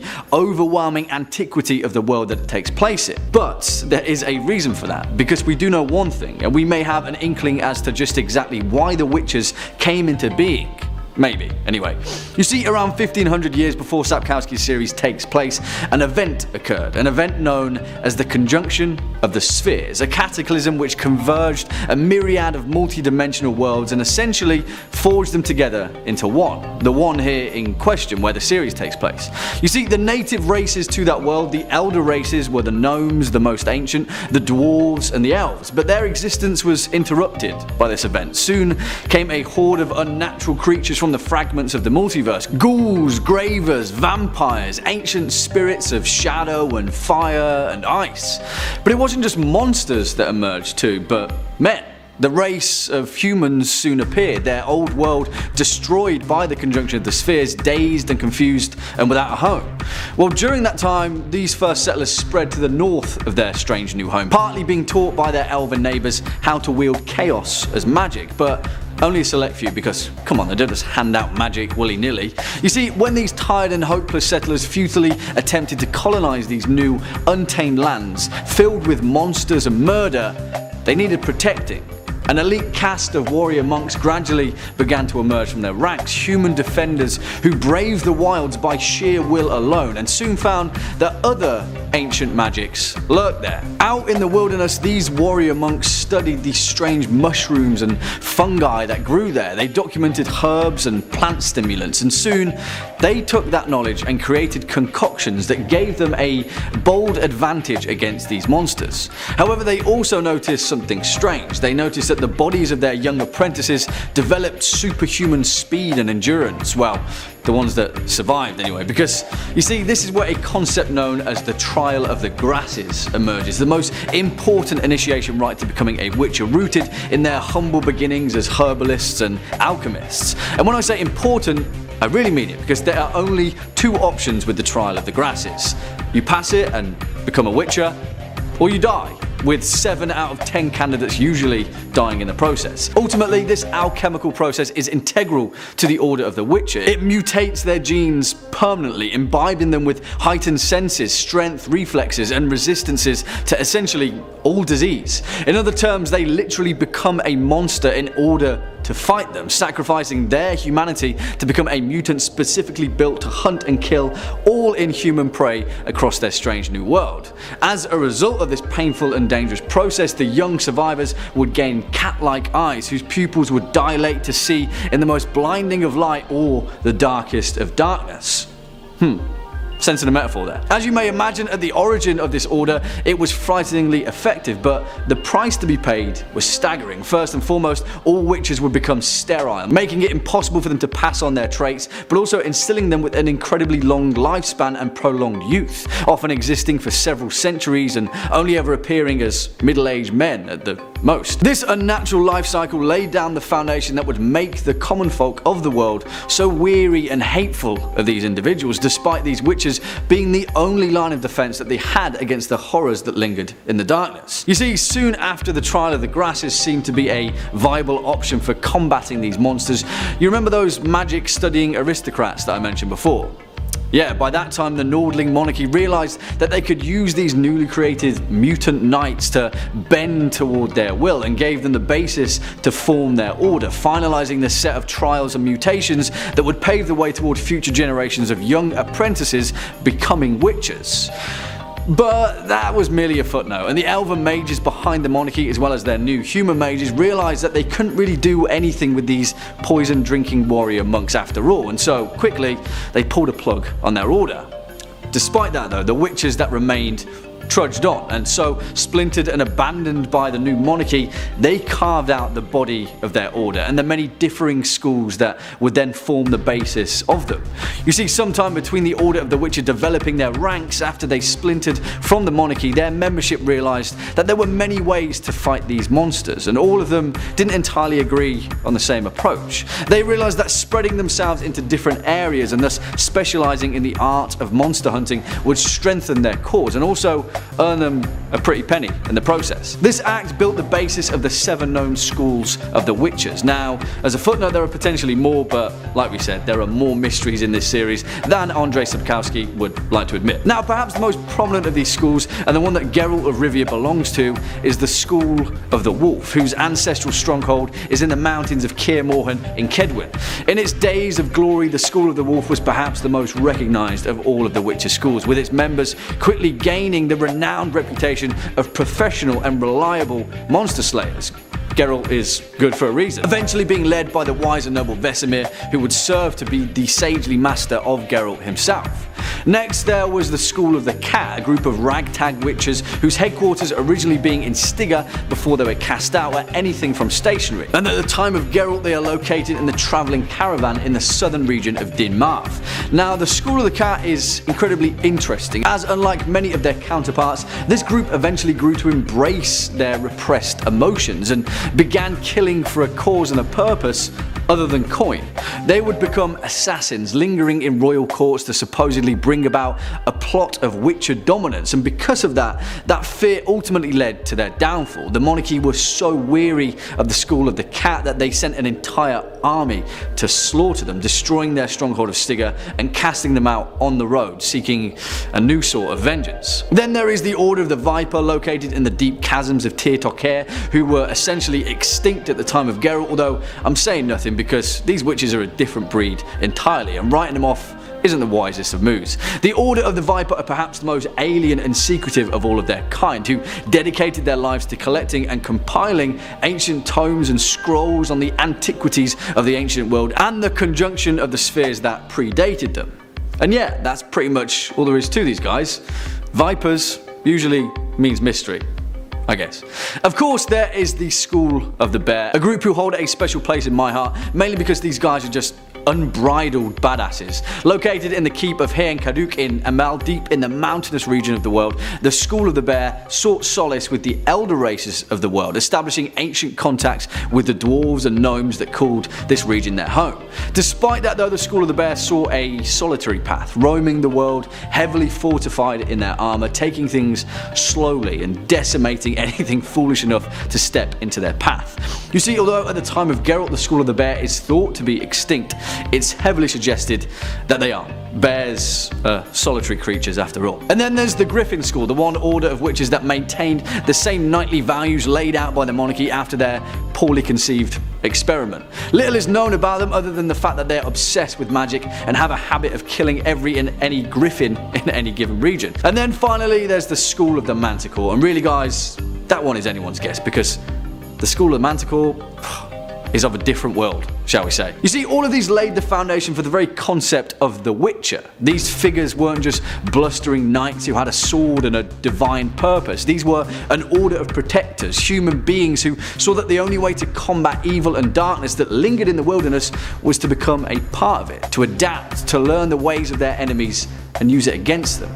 Listen guys, I could talk about the Witcher series as a whole for an entire day, week, maybe a month. And maybe we'll be doing just that depending on the direction that this series takes. But if you haven't been able to tell by now, if you haven't taken a look into this fantastic and vivid lore, you certainly should. Whether it's Sapkowski's series, the video game interpretations, or heck, even the 2001 Hexa series. Peek your head into this strange and mysterious world, conjoin your spheres, and I'm certain you'll like what you see.